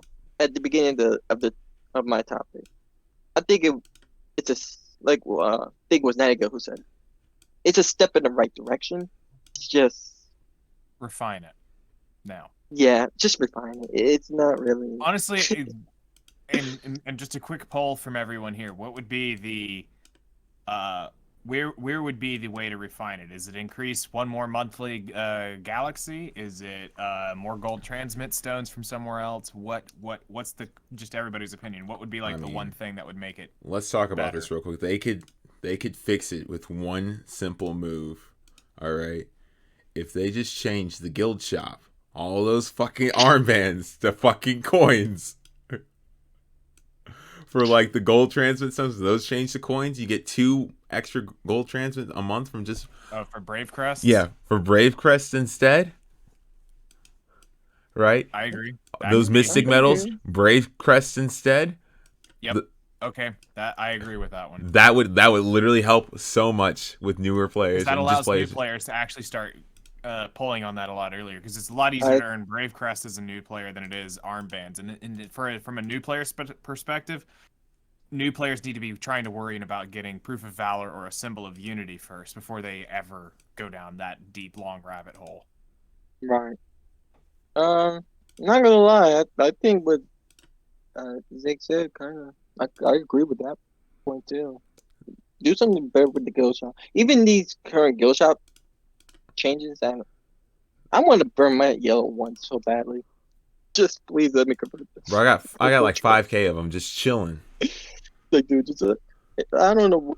Let us convert the Brave Crest into the armbands. No, that sounds no. They need to just let us buy those with Brave Crest, and then another thing they need to do is, I think they need to revamp arena rewards, or they need to add more to RTA rewards because like the amount of like they need to have a epic pass for RTA versus how many matches you play. You should also every season be able to earn Sky Stones in RTA for reaching certain ranks like you do in Arena because it would give people the incentive to play RTA then, right? Yeah. Because that's the goal. Are you guys talking about the pity right now, the Galaxy bookmarks? We were, but we're talking about how can we make it easier for players to get like more like Moonlight bookmarks. I'm saying they need to revamp the Arena reward system. They just need to add something to RTA. And add something to RTA. Like I'm so shitty about like the rewards for gold and below because I'm like, man, if I could just get like 4,000 conquest points from just hitting champ or like imp or fucking legend or some shit like that, you know how much I would not have to worry about doing Arena. I still feel the type of way. You remember how you can so you remember how you can get so in raid you could have a chance of getting Galaxy bookmarks. Yes. You just make it to where you guarantee a Galaxy bookmark per boss so that you can kind of also that farm. would fix it all. Yeah. That literally would pretty much fix it. Sure, give me a thing to go play raid bosses again, honestly, because I don't really want to. What about one more a month? Them doing like every 2 weeks you get a Galaxy 5. That would be nice. That'd be nice too. Yeah. Or here may be the better option. The second week you actually get the Galaxy bookmark, and then the 30-day check-in is the 4 5-star ticket. That would be good. That would be way that actually, because this way now you're giving them a random chance at getting anything, and then here's one at the end of the month you're guaranteed the 4 5. Yeah, because I finally found it. I ended up having to Control F search this, which was they said. Also, and it was right. I literally stopped reading. It was right below it, which really makes me mad. So earlier I was reading the thing about the future where they'll not improve 5 stars. Also, they will indirectly curb the power of some Moonlight heroes. We will try to improve the Covenant heroes and specially change heroes further. So even here, they are talking about how they're trying to make RGBs Better. better, and then they directly slap all this stuff in your face saying RGBs are worse. But if you're gonna have this double standard here, then I think they need to be giving out more MLs, and I think this is definitely that 4 or 5 star ticket thing might actually be the golden I really key here. need them to like really specify which RGBs people are like. Yo, I'm telling you right now, on that little survey of which ones I thought they should buff and stuff, I went through and just named like I was like, yo, I need to especially change Batiste. I need to especially change Gloomy and I need a buff to E not. And I was like, yeah, stuff like that. I was like, yo, my nigga is literally the worst unit in the game, bro. He's worse than Jenna. I literally playtested with him and Jenna, and he's worse than her. He has no use. It's all right. He can stay trash. He's a trash character, anyways. No, my man needs justice. Okay, y'all talking about RGBs and stuff, bro, but y'all ain't even buffing like the 3 stars. Even I don't expect them to buff 3 stars and stuff like to be broken. I like Carrot. We ain't gonna talk about Carrot, okay? Obviously, Carrot was that one anomaly, but I'm talking one anomaly. What about A-Ros, bro? When he got his specially changed, everybody. A-Ros was justice. No, A-Ros deserved that, bro, because he's the main character of the whole game, bro. Like, I'm just saying. What's the point? It was the same thing, same kind of energy, same thing that's gonna happen to Aiden too. Think about it. She's also gonna become pretty busted later on. We don't know if she's gonna be PvP busted, but we definitely know she will be PvE busted. I mean, she is a free ML unit, so yes. Yeah. One hero I thought was Adley, bro. What happened to Adley, our superhero? No, Chadley can chill, hey. Chadley needs a buff, man. Dewayze, you were saying? Or was that someone else? Oh, I didn't say anything. Who said that? Was that Kato? I'm not even looking. What, Chadley? What about Chadley? No, I'm saying that. I'm saying like he needs a specialty change. Adley is fine, bro. Grass Angel makes him good. So I mean, to be fair, a lot of 3 stars need changes. I can't remember the last time I saw a 3-star get buffed and that's not counting a specialty change. You mean the last time a 3-star got nerfed, which was Holy Trinity? Oh yeah, definitely. Yeah, yeah, I mean but that was a long time ago. Yeah, I'm talking about like hey, we just got a balance patch and we're not seeing any changes to 3 stars. Inos got buffed. Inos got buffed. Oh, okay. Well, wow, okay, maybe that's amazing. How many of us in here is going to use Inos now? I saw her being used in RTA. I'm not going to say it worked, but I saw her being used. I'm not going to say it worked. But I didn't see her in RTA. No. Like, I don't know. I'm looking at the current state of the game. I'm looking at the changes, and all I see is they're not doing very much to fix balance. They're just making it so that everyone is like having an easier time having access to those broken things, which doesn't really fix the problem. Everyone has broken units. You're giving you're not making any changes to the meta. So like the 7 great disasters are still there. Like Dilibet's there, so I guess like she's part of it now. And then you're just making it easier for everyone to grab those units. So now the meta will be even more homogenous than before because now everyone gets access to them, and that doesn't change the fact that every draft is still going to be pretty much the same. Like you're not changing that much, and until they start balancing the game around other units and not around those like first few or whatever, the really top broken ones, that's when we're gonna see real change. Because right now it's just whack. It's whack. It's not fun for anyone who doesn't have those units, and if you do have those units, it's still not fun. That's just and I don't know. It's just really hard to look at these changes and say this is really going to be better for the game. It'll be better for some people. I'm sure a lot of people will really enjoy getting more MLs, but it's not going to change the fact that Hangai, AOL, Conquer, Lilius are probably going to be the most played units for the next like few months. That's not going to change. It just means more people are going to play them. That's all. If I could just enter on that part again, it's because they're general units. Generally used units are like in any type of game. If you have a good general utility and you could fit into anything, your value will never diminish. Honestly, you will always have a spot in any team, regardless of what playstyle you play in.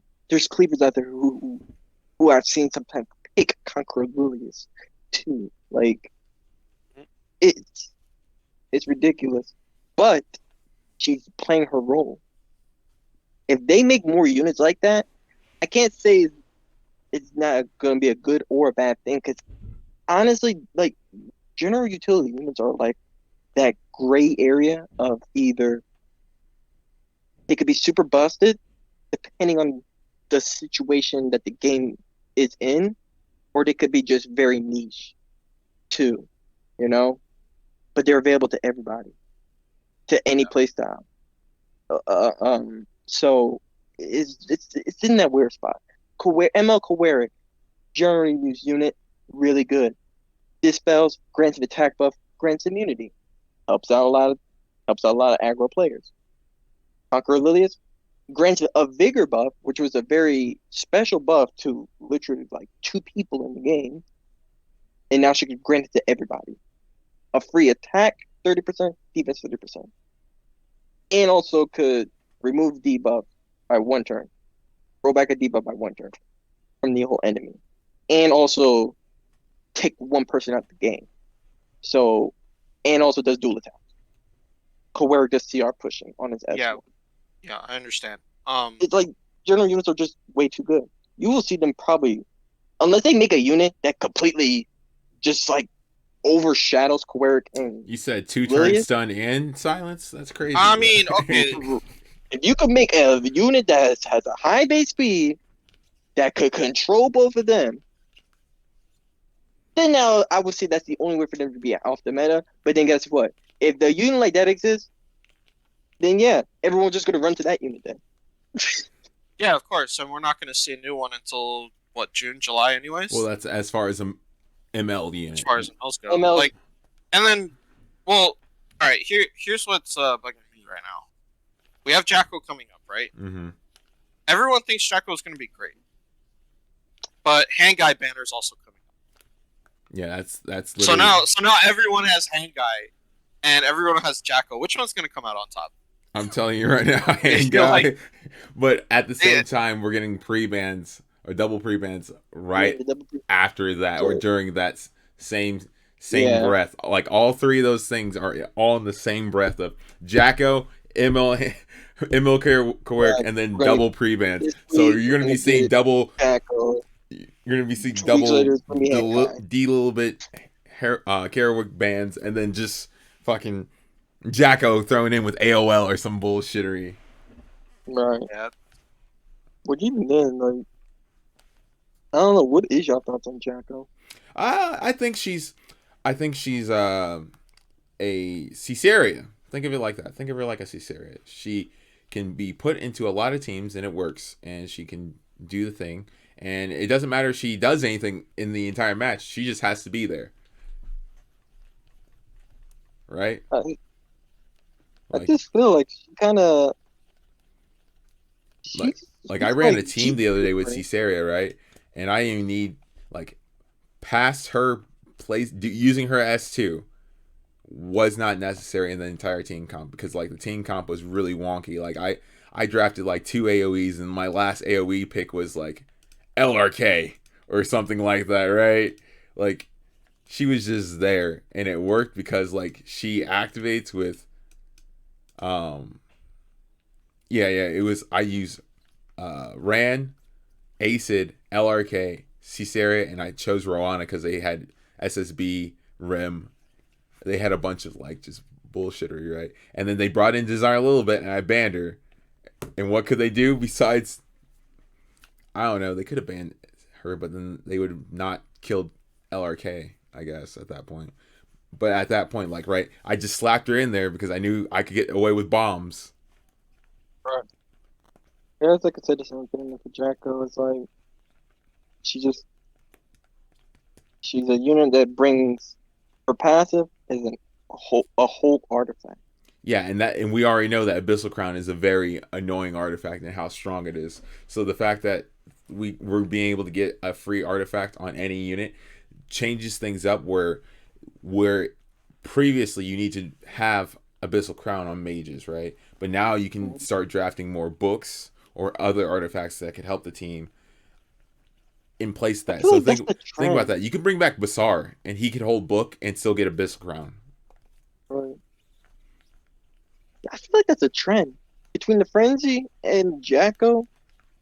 I feel like I'm seeing a trend right now. We're putting artifacts like in certain people now and stuff. Like I feel like that's huh,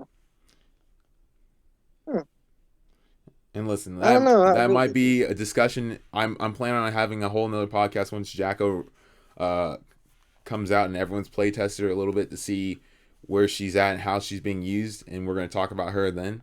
But I think we did it. We had a pretty good discussion for today. What do you guys think? As far as like RTA and everything as a whole, I think we kind of strayed a little bit into like the moonlights and stuff, but like that's perfectly But the fine. Moonlights do it coincides with this because Yes. Moonlights are the only ones who have advantageous stuff. So we have to talk about that can of worms when you're talking about the battle Moonlights and frenzy RTA system are and hand the in slap hand. in the face of the balance adjustments. That's Yeah. a big. Moonlights are the game right now. Yes, Yeah, Moonlights they are bypassed PvP that whole units. 30% Aureus thing as well. So it's kind of bullshit. MLs are Oh yeah, MLs that is are true. the game. What? Those are the game. Oh, also think about it like this though, right? I thought about this earlier. If MLs are the game and people start drafting only ML drafts, well then that means RGBs can then be drafted still, due to the fact that you're not going against any other RGBs on the enemy side. They're all MLs, so like High Young and all that can still work against that.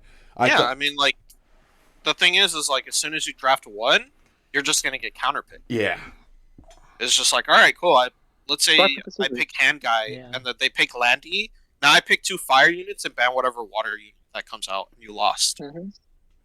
Like that's just the state of RTA. It's been that way for a while now, Mm-hmm. but They just made it it's a lot harder.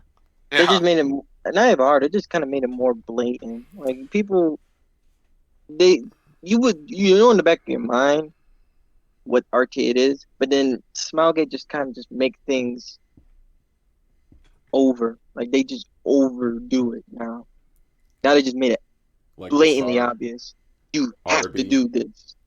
Yeah, you have to pick this. You have to pick ML Hayes versus RV. You have to pick Dilibet versus like the AOLs and stuff. You have Like to pick Holiday Youth against Basar. right, like you just Okay, gotta Griffin. pick this stuff. How do you think literally screamed counter Bazaar? Hayes screamed counter RB at the time. Like things like that, dude. It's like they just make things obvious. So obvious. It's kind of sad. I really hope they switch that, please.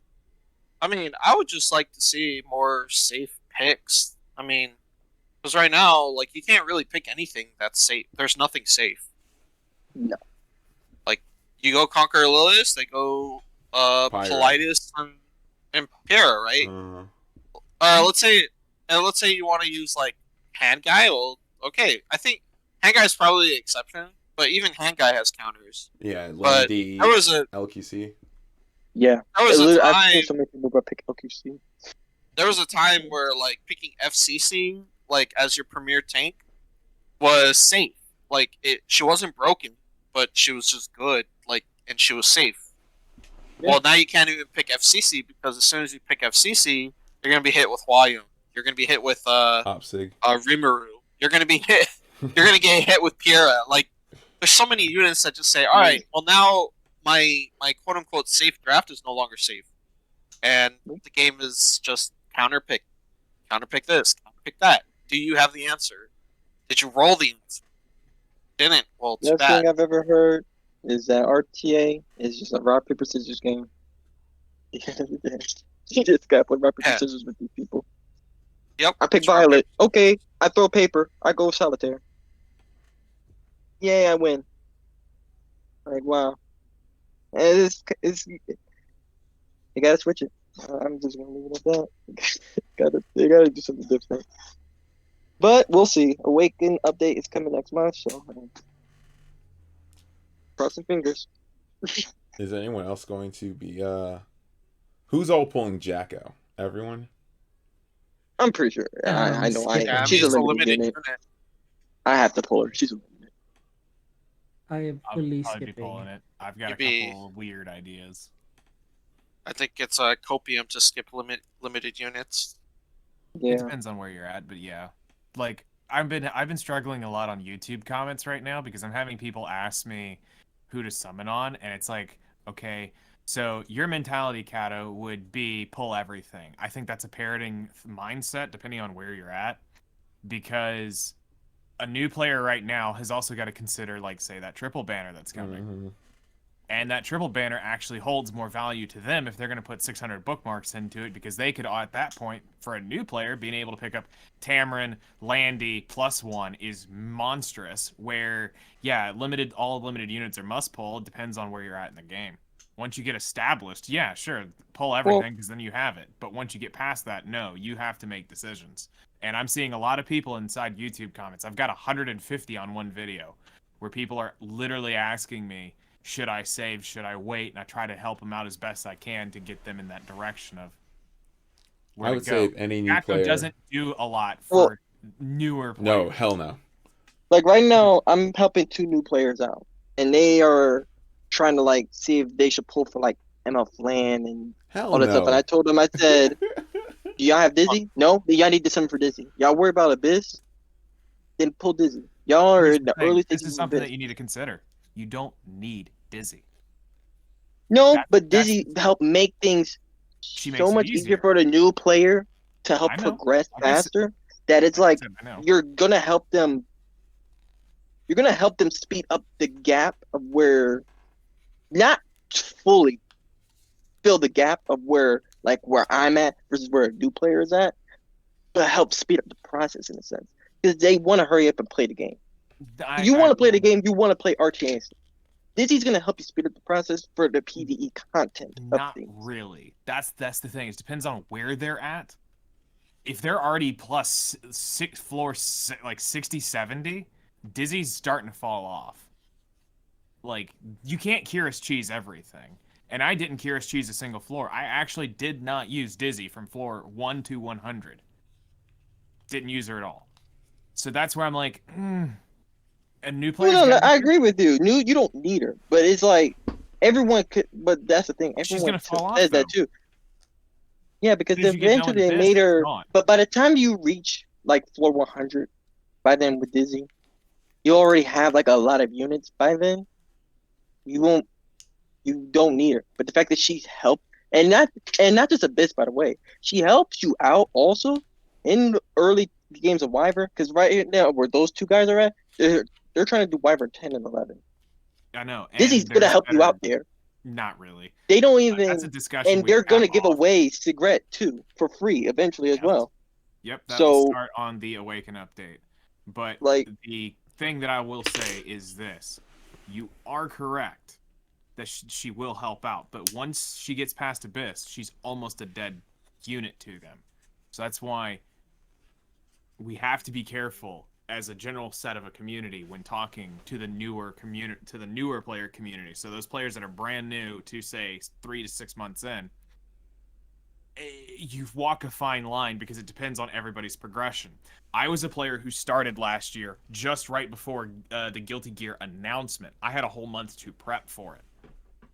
Mhm. So I had Dizzy, Biken, and Elfelt from basically day 40 of me playing till today. And it really, and I used Dizzy to beat Wyvern 11, but now we have things, I hate mentioning him, but we Mui. have Mui. Have him, but there are so many ways you can build a Wyvern team now. You don't need Dizzy to beat that. So you don't have to have a limited unit to beat Wyvern 13. So that's No, what you I'm just don't saying. need As it. somebody who No, I new understand what you players, mean. I that's speak as a day 1 player, so when day as a day one player, and when we first heard about Dizzy dropping, bro, and by then we all already had, you know, this is Wyvern 10, 11. 11, 11 Yeah, 11 still. for us. Yeah. So when Dizzy dropped, dude, and this is after again, like Abyss 80s and 90s. Dizzy was still good, bro. She was good in guilt, bro. Dizzy was Just just because good we didn't in have so many cleansers or that too. But like, bro, she was just a good general unit. She was a good general freaking unit. She was just good, and the fact that she and the point of it, and I understand what you mean, is the longevity of her. Then true, she will fall off. Every unit has their time to fall off. Even, I sucked them off this whole podcast. Crown is right now falling. Things like that is going to happen. But the fact that you're help speeding up the process, though, is where I'm getting at. This is going to help speed it up. Newer players don't want to waste time. I'm talking to these dudes. These dudes are going to get bored. They're getting bored of the game. So they want to hurry up so they could play against each other and stuff.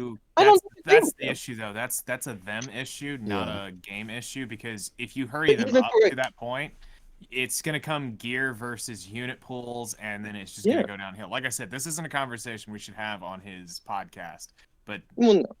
we, as far as if we're gonna just all point blank answer the question, is it a must pull unit? My answer is it depends on where you're at in the game. For where I'm at, yeah, I'm gonna pull her because I have some weird ideas. Where I'm at, then yeah, I'd say just pull eliminate. Where if you're end game, you should pull eliminate because well, they ain't gonna come back for a whole year, and you don't know what might happen. Dewayze, what are you gonna pull? What? Oh, where I'm at, it's kind of like because right now I'm kind of like in the situation where I'm kind of competing with people who have everything. So it's Yeah, kind of like a right. situation where I don't really have a choice. Because like if it does become like really strong, I also kind of need to have everything. Because when I was playing last season, when I was hovering around like 150, right, top 150, and I was when I start facing legend players, it started really becoming one of those situations where like they have everything, and the way I play is very strategic in terms of counter picking and just like um, there's a lot of strategy involved in I guess how I'll pick or how I'll counter things, and oftentimes when you have people who also strategize and have everything, then sometimes you find yourself in this situation where I mean you can't necessarily like strategize or counter pick something if you don't have the answer that comes to your head, right? There's a lot of times where the answer, like it'll be like, oh, I win this game if I pick this unit, and there's no unit there for me to pick. So oftentimes, I would just run into that. So I think for me now, I kind of have to just like, I have to pick up everything that comes out that's limited, just in case they do something to make it super relevant. But I mean, from a fun standpoint, though, from not thinking about that, Except I for hella like. waifu. Yeah, I really like Jack. From not thinking about that, I really like Jacko just because like I've been playing a lot of back at, and I want to like do some crazy shit with like I want to do like a placement draft where like everything you put in the position matters, right? Because like Batcat is like you need someone in the front to the counter. Jacko, you can put someone in the back to do the stuns. I'm gonna make like a crozet and the like. I'm gonna do some weird shit, bro, and I really want to just like play around with that. So I'm gonna be picking her up for like both of those reasons. Yeah. Okay. Oh my god, you just opened the keys to Atlantis in my head. Uh, Oh my god. Okay, that's illegal. I'm writing this down. All right. Yo, Tim, what are your thoughts? Cleave is saved until it is not saved anymore. Uh, so wait, does that mean you're gonna pull Jacko? Oh no, I'm skipping definitely. Okay. Okay. As a cleaver, Yeah. you're skipping, is what you're saying, or just I you mean, in general? yeah, just in general, I guess. I don't Okay. really need her, and that's just because I don't need her. Gotcha. Bet. I have Whale. Yeah. All right. Okay. I see what you're saying, but what happens when Hai Young gets stunned from Jacko? You know, That you then could have I'm just stopped. too slow, to be quite honest. You don't have to be slow to get countered like that. There's plenty of options like Politis, Design a Little Bit, and like even like Red Mercedes, right? those are all slower units that don't need to take first turn. That Yes, still but my gripe is with the whole Mercedes thing. Does she strip before stun or stun then strip? it would be it's everything else is applied before the buff, so everything else applies, then it stuns. So she can strip it then stun. That's a Yep. little busted. That's That's about as busted as it gets, right? Giving everybody else Abyssal Crown. yes. Other than that, like, I'm not really that scared of her.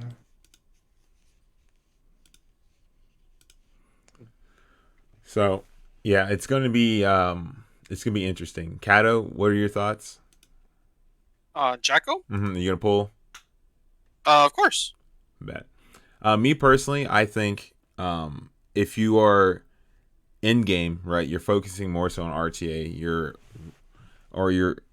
even if you don't focus on RTA, but you want to climb high arena and stuff like that. Having Jacko, I think, would help in the PvP aspect as far as like utility. I think she's going to become a general unit to be used like how Rimuru was, but this is speculation at this point, right? We don't know for sure until she comes out next week, or it comes out in 3 days, right, guys? 3-4 days. It's gonna be great. It's gonna be awesome. But yeah, It's gonna be a fun time to RTA, definitely. yeah, you're gonna see her in so many defenses with like Bellion. It's gonna be disgusting. So actually, I'm trying to think of units to counter this.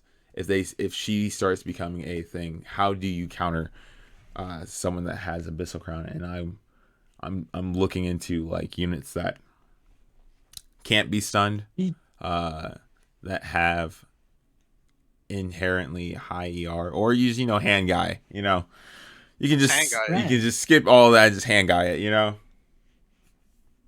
Right? You just ran. You just ran. Oh yeah, you just put immunity on 2-turn immunity, and you're good. Anyway, Elena got buffed. oh yeah, you're You right. sure? You're Yeah. right. Elena now has Doctor's Bag. Yeah. Well, if you put Doctor's Bag and her new buff, Then she becomes Maid Chloe. Yup.